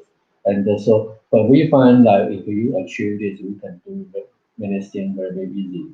So, and I want to encourage our faculty. So I have report to our faculty member in each semester, and I have tell them that what the development and what the progress of our college, and then all the progress have based on our roadmap. And so when our faculty members have watched that, all our Asian progress have following the roadmap, we can increase their confidence, and they believe that they may be able to achieve the HCP accreditation in a short time. So I made a report to our faculty member. This means that I want to make more communication with our faculty member, and I want to advance our faculty's competence. As you know, when we start run the HSP, most of our faculty members do not believe that we can run the HSP very efficiently in a short time. And I want to advance their confidence that we can do it. It's very important. And I make communication with our faculty members. And I also be a role model for our faculty members. That means that because I'm a dean, you know, being a dean is my job is very busy. I have many meetings. I have many administrative jobs to do, and so I also want to be the role model for our faculty members. I want to make them believe that even I'm so busy, I can do such a thing. So I applied for the governmental project grant, and I published paper in international journals and conference. This means that because that for the faculty qualification, we ask our faculty members, they must publish their papers in qualified journals and the conference is very important. And they also must have do something for the industrial corporation. So I must do it is to show that I am dean, I am so busy, I can do that, and so all of you can do that. Okay, that means so I must do that. And also I also run the AOA because in Taiwan maybe some team because they say they are very busy so they do not run the AOA. But I will tell our faculty members I have run the AOA because I run the AOA. I also want to know what can be improved by in our AOA system. So I also run the AOA by myself. And I will try to find a financial grant for our college. And you know, because the decrease in student numbers and the tuition fees decrease year by year, and we must find some other financial grant for our college if we want to make our strategic plan be operated efficiently. We must find financial grant for our college. So I also try to find some industrial company and find some donation for our college. Okay, so and you know that in our college we have a variety of faculty. So I also authorize the peer pressure. So some qualified faculty who do not meet the ACP faculty criteria, and I also use the peer pressure to make them be to meet the criteria. So I also announced which faculty members they do not meet the faculty qualification criteria, and maybe only one in each department, and all this one maybe feel that good pressure, and when they feel good pressure, and I also find some way to help them to meet the faculty qualification, and also AOA implementation is also based on peer pressure, and find the right person, and so because all HSP document must be written in English, so I must find someone who fluent in English writing and speaking. And this guy must be active and outgoing because she or he must can be communicated with the other staff in other countries or in other business schools. We can share the experience with each other, and so this is very important. So you must find the one person to help you. So this is what I have done for me. That I have done for our college to be accredited by HCP. So why I can get our college to achieve the HCP accreditation within less than 5 years. It's actually a record for in Taiwan. So in conclusion, the leadership is the art of mastering changes, the ability to mobilize others' efforts in new dimension. So because HSP is a changes for our college. So how to do this and how to mobilize our faculty members to achieve it. I think that's actually I'm still learning how to do the to be a good leader. And there is no magic bullet or single set principles of behavior that leads to affect leadership. So today, what I share is my experience. Maybe you can learn something from my experience, and maybe you have your experience, but everyone can find your own magic bullet to make you become an effective leader. So thank you. This is my presentation. Thank you, Professor Chia Yu Lin, Department of International Business, Dean of the College of Management at Changzhou Christian University in Taiwan. Thank you so much for your speech. And now I would like to call upon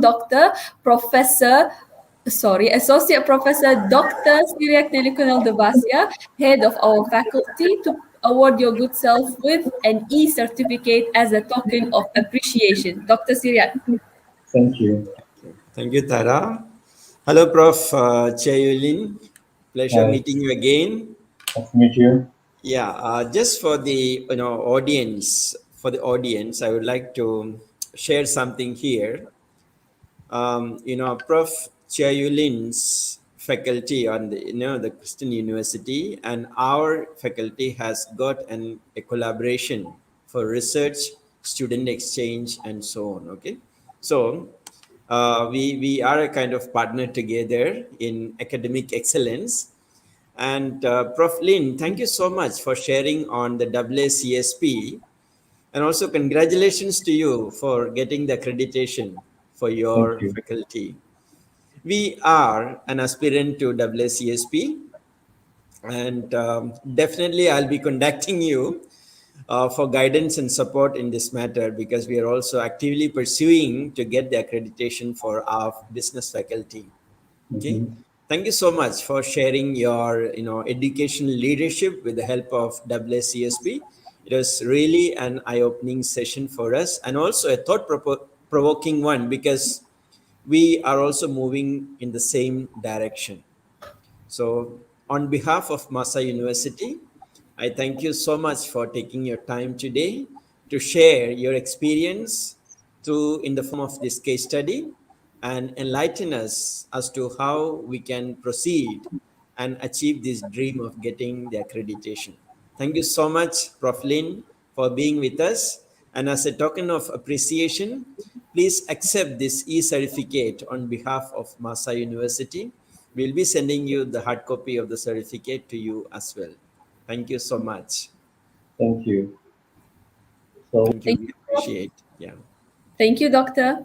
Ladies and gentlemen, we are now going to have a virtual lunch break, whereby we would like to bring to your kind attention that we are having a virtual networking platform that you may join now by clicking on the link provided here on the screen. The parallel sessions will start at 2:30 p.m. and you will be guided by your respective session heads. Ladies and gentlemen, we will meet here again one more time at 4:30 p.m. for the Best Presenter Award session and for the closing ceremony. Thank you so much for staying up until now, and I hope to see you at 4:30 p.m. Thank you very much.